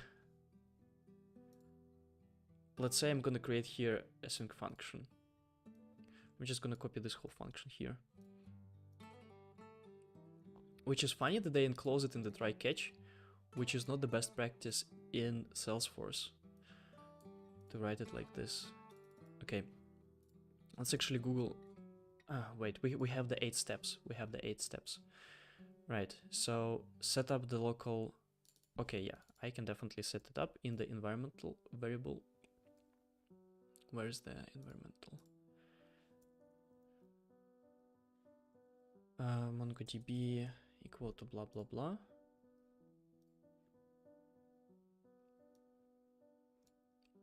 Here's the thing.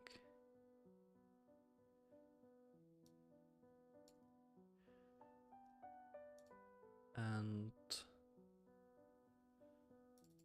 That's the password.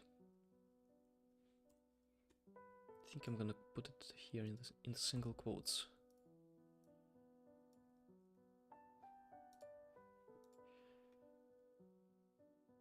Okay, we have this one, install MongoDB.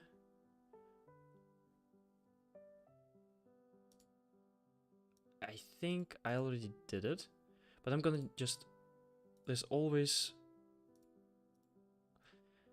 we're not gonna break anything if we run this one, right? We might because of the version, because I don't really know when it was written, but I think I can do something like this, latest.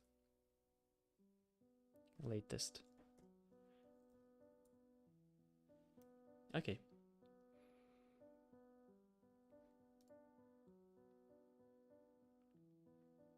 Okay, now next, JS connect to MongoDB integration. That's the interesting part. So we need to import Mongo client from MongoDB. Let's do it before the type MongoDB. Okay.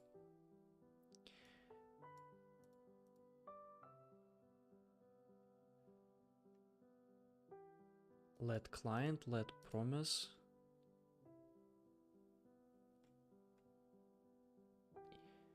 How they write if statement directly here? What is this thing? Okay, I'm not gonna copy the whole thing that they provide here because it looks very weird for me. But I'm gonna copy this one. Client, cannot find client. Let client, let promise.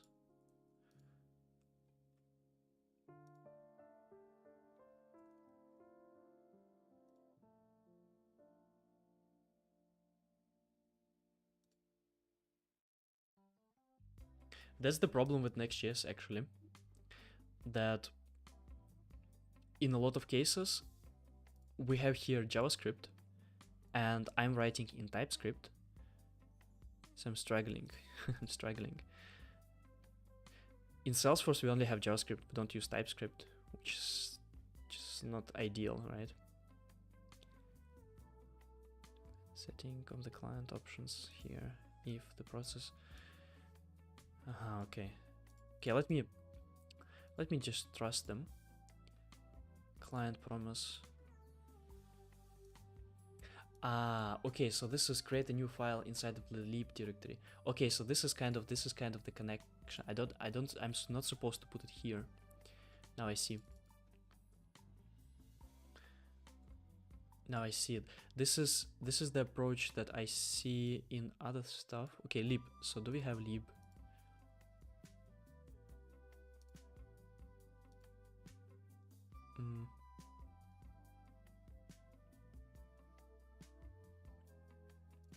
Does it matter is it lib or not? I'm gonna create here lib. And .javascript. Now I don't know, should it be JavaScript? I don't think so, because I don't see that much of the JavaScript actually. Okay, JavaScript.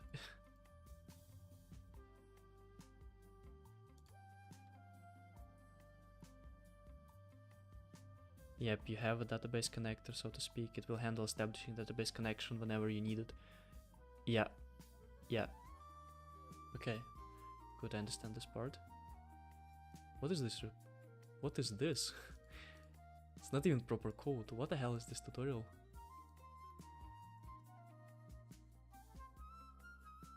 It's not even correct code. But I don't think I need the whole code. I can. Okay, so this initializes the client. That sets the variable to client. Okay, client connect, so client connect probably returns something. It's good practice to have a lib folder for those shared code modules used across entire project. Yeah, okay. Yeah, makes sense. And then client promise. Okay, else MongoDB connect. I see, so if we are in the development, I probably should include here in the that we are in the development, right?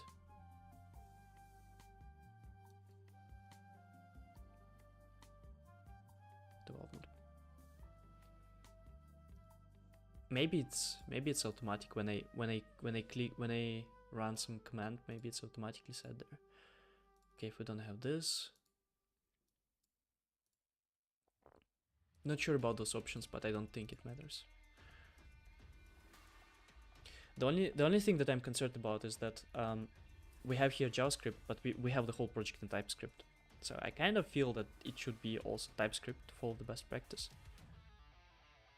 Meaning that at some point in the future the connection will be established, but it's asynchronous, so the JavaScript does not block while it waits. Ah, okay. It's client connect. Okay, it makes sense. Makes sense. Access MongoDB. Now that's the question. Yeah, so they're using here JavaScript. Okay, so here import client promise from the MongoDB. Let's say I want to use it in the tickets, in the ticket list. Can we remove those things?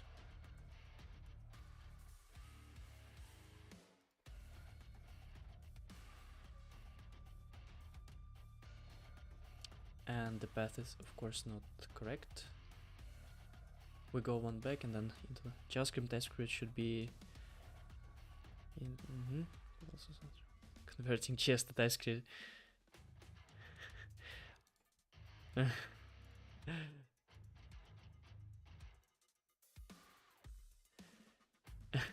Yeah, I use here just a copilot, and then it shows me what to do. I just trust it, which is not a good approach.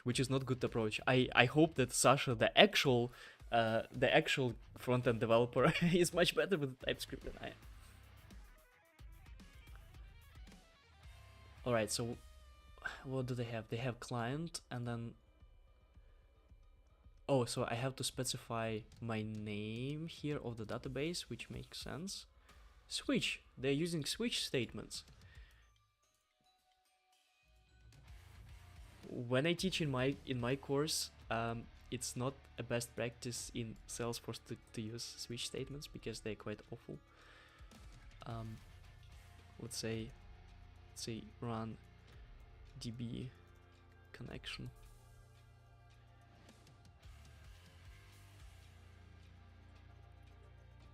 Okay. Client promise, and let me guess. The TypeScript. So I need to specify type here. As no.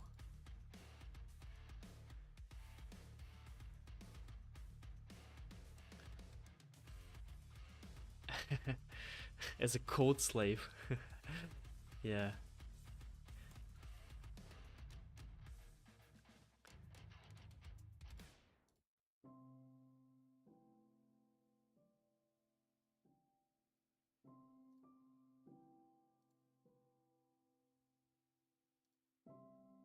So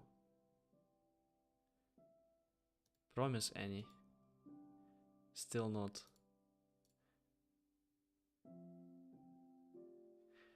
Okay, now we went the full cycle. I probably should not guess it. I probably should understand what type should it be. Client promise. But I also cannot really see it from here because it's also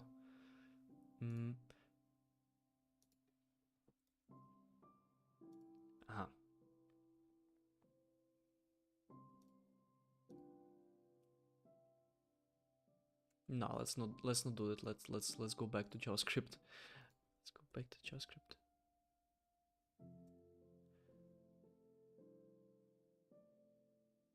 No. So what do you say? The const client is the beginning. Really? So the const client is the problem. Ah, okay. But we have a type for the const client, but we don't have a type for this one, right? Variable client promise implicitly has an any type.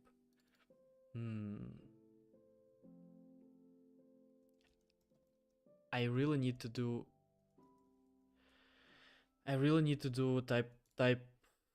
TypeScript course. Let's see. Let's ask ChatGPT. Nah, the type of it. So this type any. The thing is, I don't even know what is the type of it. Like, how do you know? Can be anything, right? Why? Oh, let's actually create a new chat with it. Why do I get this error? Here's the code. Where's my error?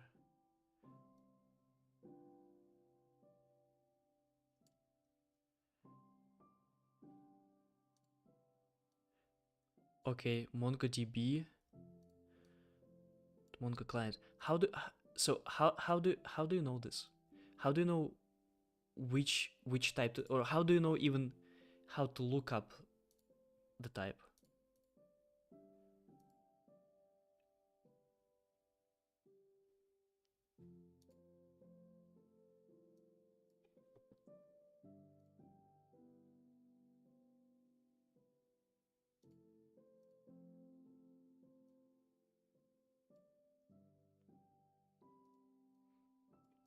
Maybe you're missing some kind of import.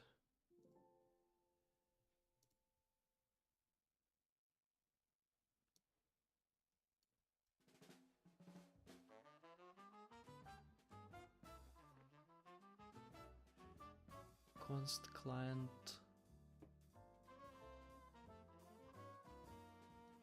MongoDB. Let's see Mongo client. Okay, so Mongo client.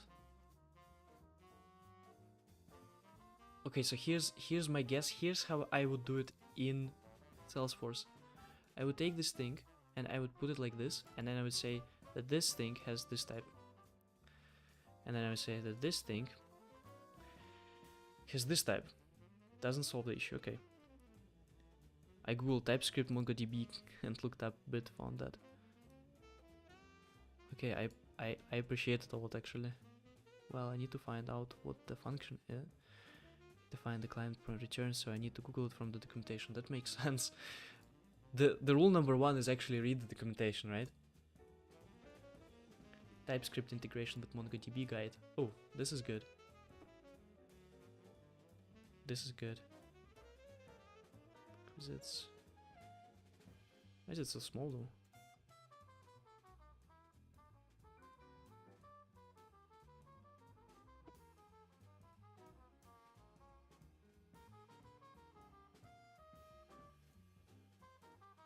Oh, this guide is much better than...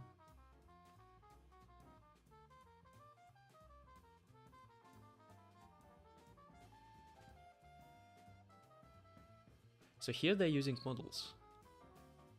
But I think models, that's actually not what we want. But no clue about the imports. Creating services, okay. As MongoDB from MongoDB. Oh wow, so we can just import everything.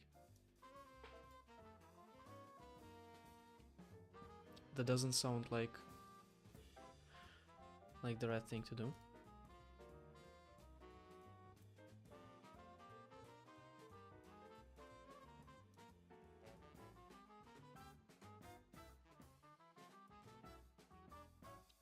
Aha, okay, so that's... I see. That's what you suggested, right? This one. Connect to database. Okay, let me copy this whole thing. Looks much better than mine.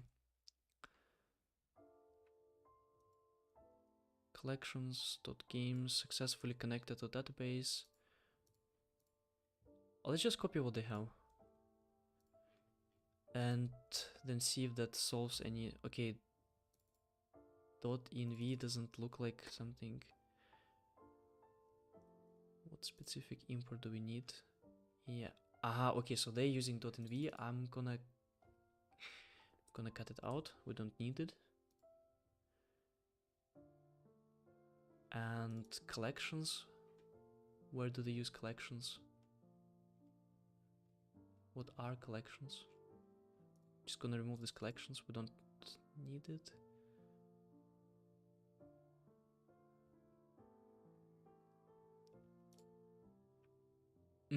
You're right, you're right.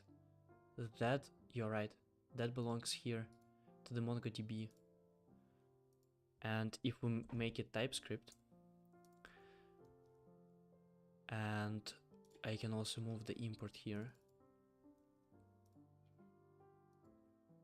You're right. Okay, so we just need this DB connection string, game collection name. So this is the collection. I don't think that we need. It looks like it actually fixed everything. Let's see. Let's just add those environmental variables, and I think then we are good to go.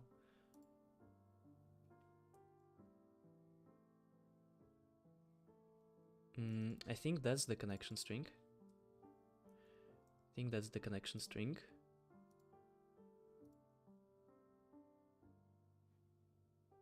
Doesn't want to update. Wait.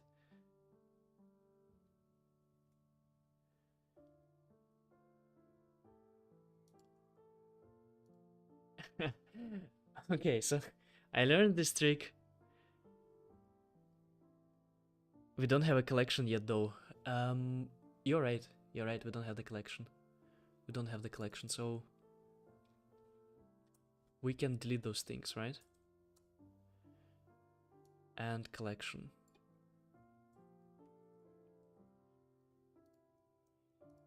And at least I don't see any errors here. And the code looks somehow way too easy. Okay, well, we have here connection string. Then we connect, we await for the promise. constdb, mongodb, client. Okay. That looks good. Does it say something else? Creating roots. I don't need roots now.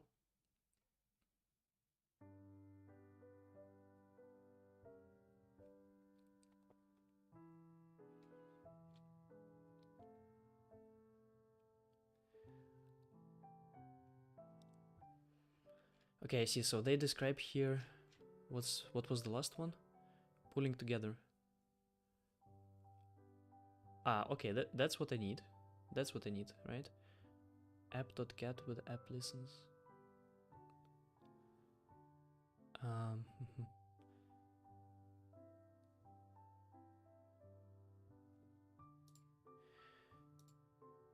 The function waits until the connection is established and then defines database object from it.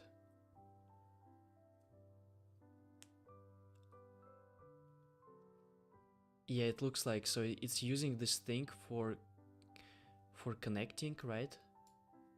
And then it's connecting to the database itself. So first it's kind of connecting, not to the database itself, right? Establishing the connection basically.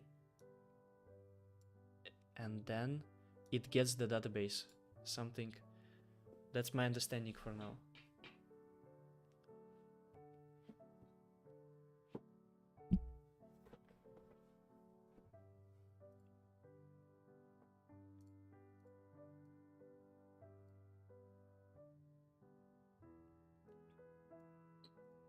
Just realized that you don't actually see a lot of stuff. Here we go. If database is not null, can I do like this? And database name, by the way, I think we don't have it now, right? We don't have it. Database name, did we even specify the database name? I have too many things. Here we go.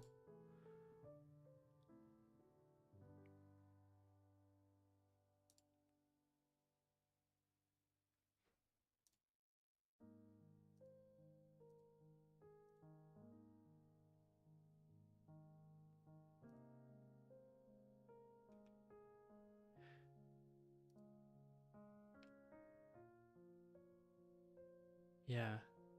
I agree that we don't need to worry about that, but we do need the database name. What the hell? MongoDB, give me the name.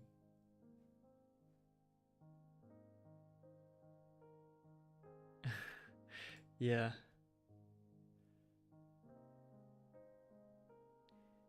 Am I just... Is it that I just don't see, or they don't write the name of the database? Or maybe...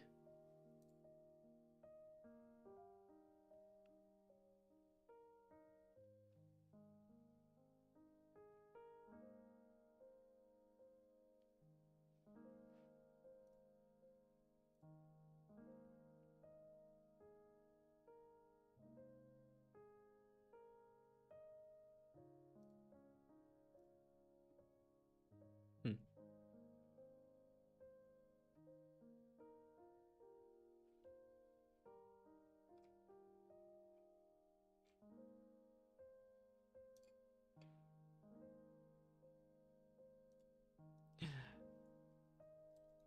MongoDB get database name. So I could... Yeah.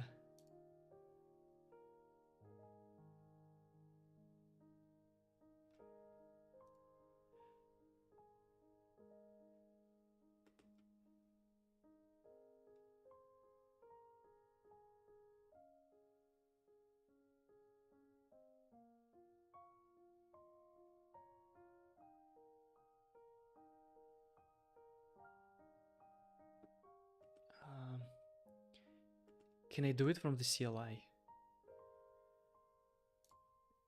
Get database name, Atlas.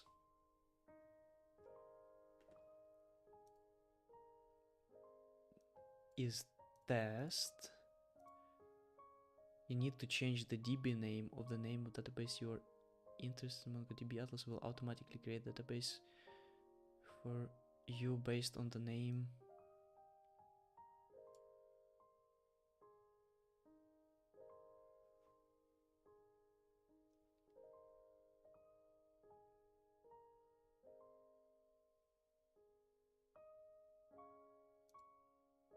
Yeah, this is the create database. The name is test by default. Okay. Let's try out with test. And then if it doesn't work, then we're gonna search. I think I'm pretty sure I can run a CLI command that will give me the information about that.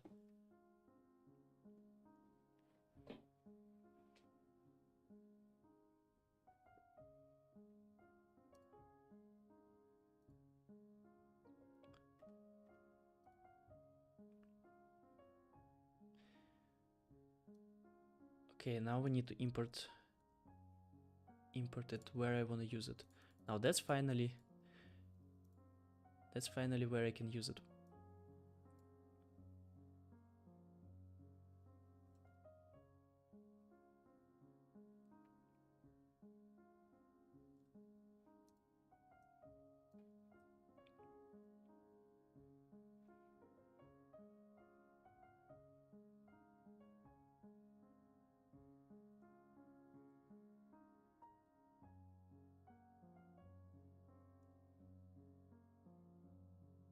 Ah, here, lib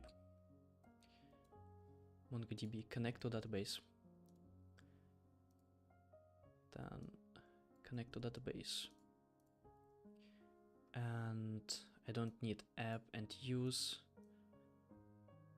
I don't need those things. Wait. Ah, okay, so this is the call itself. Okay, so this is the call. Okay, I see. So if I want to have here a function, I would say it should be sync function test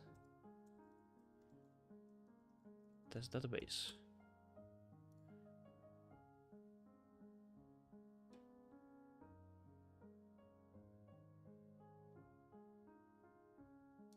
Let's just take this thing. No, let's go back. I just had here async. Okay. And now I can run this connection to database. I thought I copied the whole thing.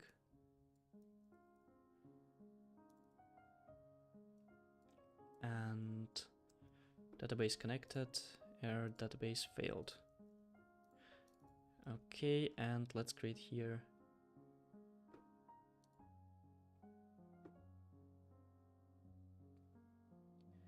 Yeah, that then will be executed once the async function has finished. We have exactly the same thing in Salesforce. This is the only thing that I know actually how it works. I'm happy to see some Salesforce stuff here. At least something that I recognize. So after it finished waiting for the promise, and then the catch will run on errors. Yeah. Tickets. Quite elegant. I didn't know that it could be that super helpful. Wish I had that in my daily work. So you think it's elegant? I don't know. I can't judge if it's elegant or not actually. I mean, the whole setup was not very difficult, right? Half of the whole setup we basically we're speaking about Germany, so if that's it, if that's gonna actually connect to the database, I'm gonna be super happy. Now I need to find my local host. Let's see some errors.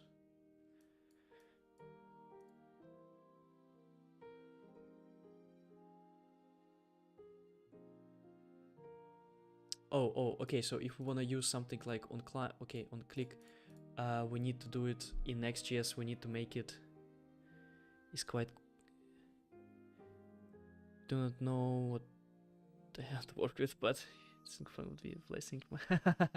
Well, if you don't have those things, it sounds like it's even worse than in Salesforce. Is learning Java important for learning Apex? I already answered.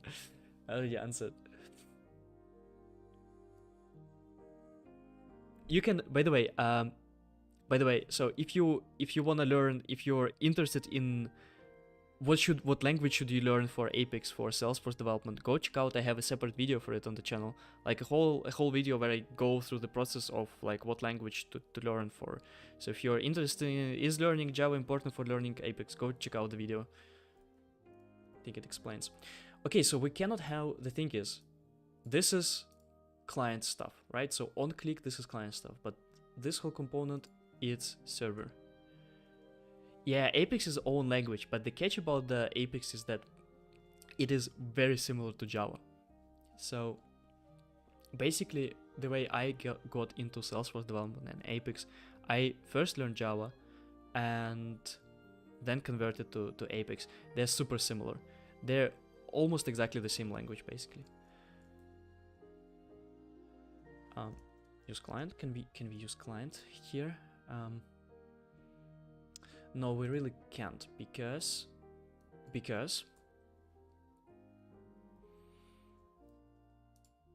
are using here those things. So we cannot really use generate static params, which I don't actually need. So I'm gonna take it out, and I don't need get tickets though. I don't need get tickets, so I don't think that we can use it as this one. Let's create here a new file and let's call it db button.tsx,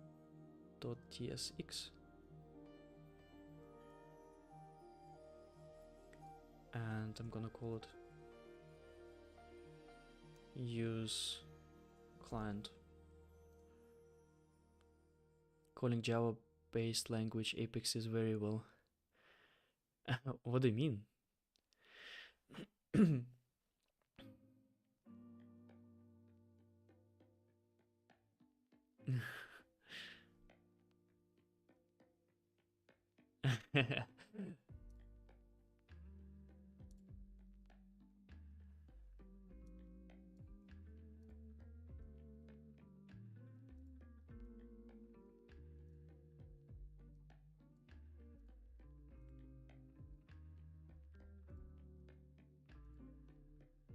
Any idea regarding certifications days?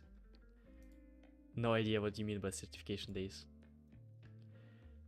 Developer flame.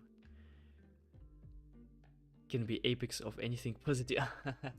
Well, I mean, it's not exactly Java, so there's a lot of things that you cannot do with Apex. And it's highly embedded into the Salesforce. So it's kind of not really Java.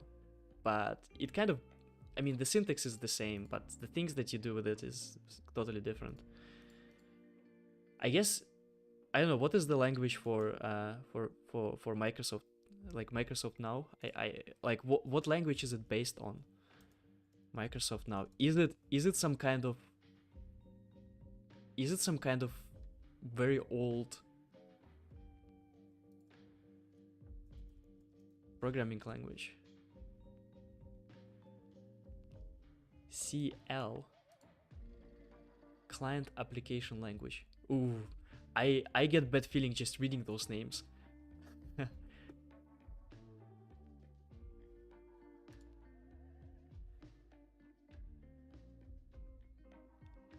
L.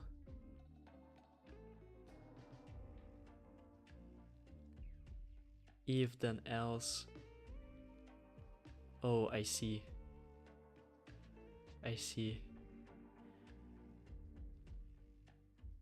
Turbo Pascal Old Delphi.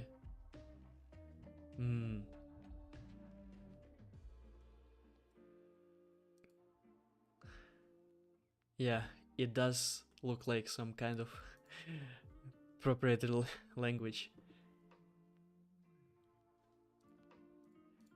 Okay, we have the database. Let's see, so now this is the client component. Now we should be able to call it here in the server component. Let's see. DB button.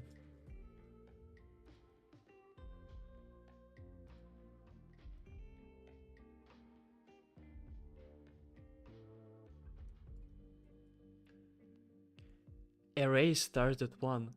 Ah, wow.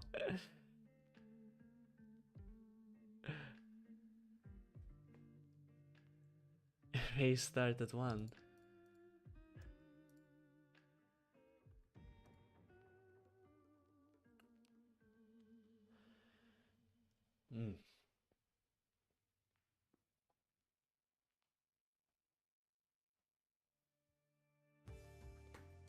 Can't resolve child process. What could it even be?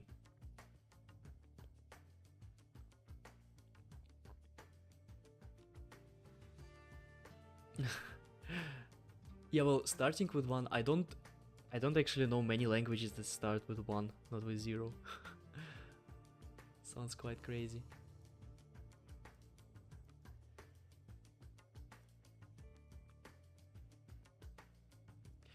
So I had once a project with SAP. I was writing my bachelor thesis with connection for SAP, and the SAP looks also quite crazy. Like, those are things that when you switch, for example, from SAP or from those really old systems into Salesforce, it feels like modern day development. But when you switch into the front-end development, it feels even better. What is the possible cause?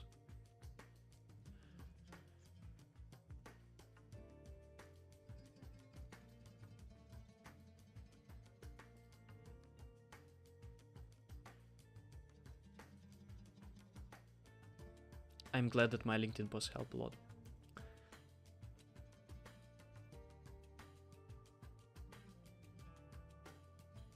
Child process in a client-side environment. In your case, the issue is indirectly caused by your MongoDB in... Okay, so... Well, I mean, oh, okay, I understand it. So I'm trying... No, I wouldn't recommend it. Get the Next.js job.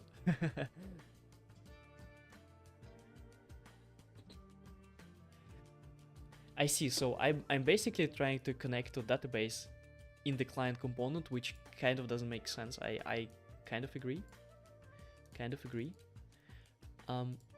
So let's not have a button.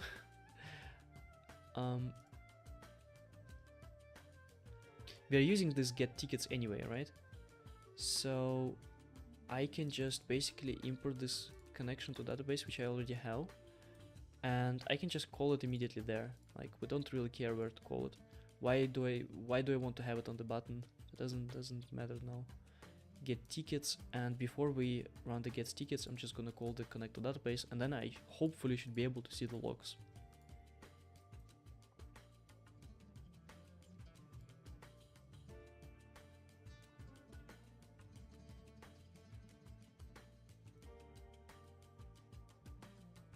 All right, let's see, connect tickets. Oh, it's on the server level, right? So it should be here. Yeah, nice. Let's try. So one more thing that I want to check is that can I actually write something into the database?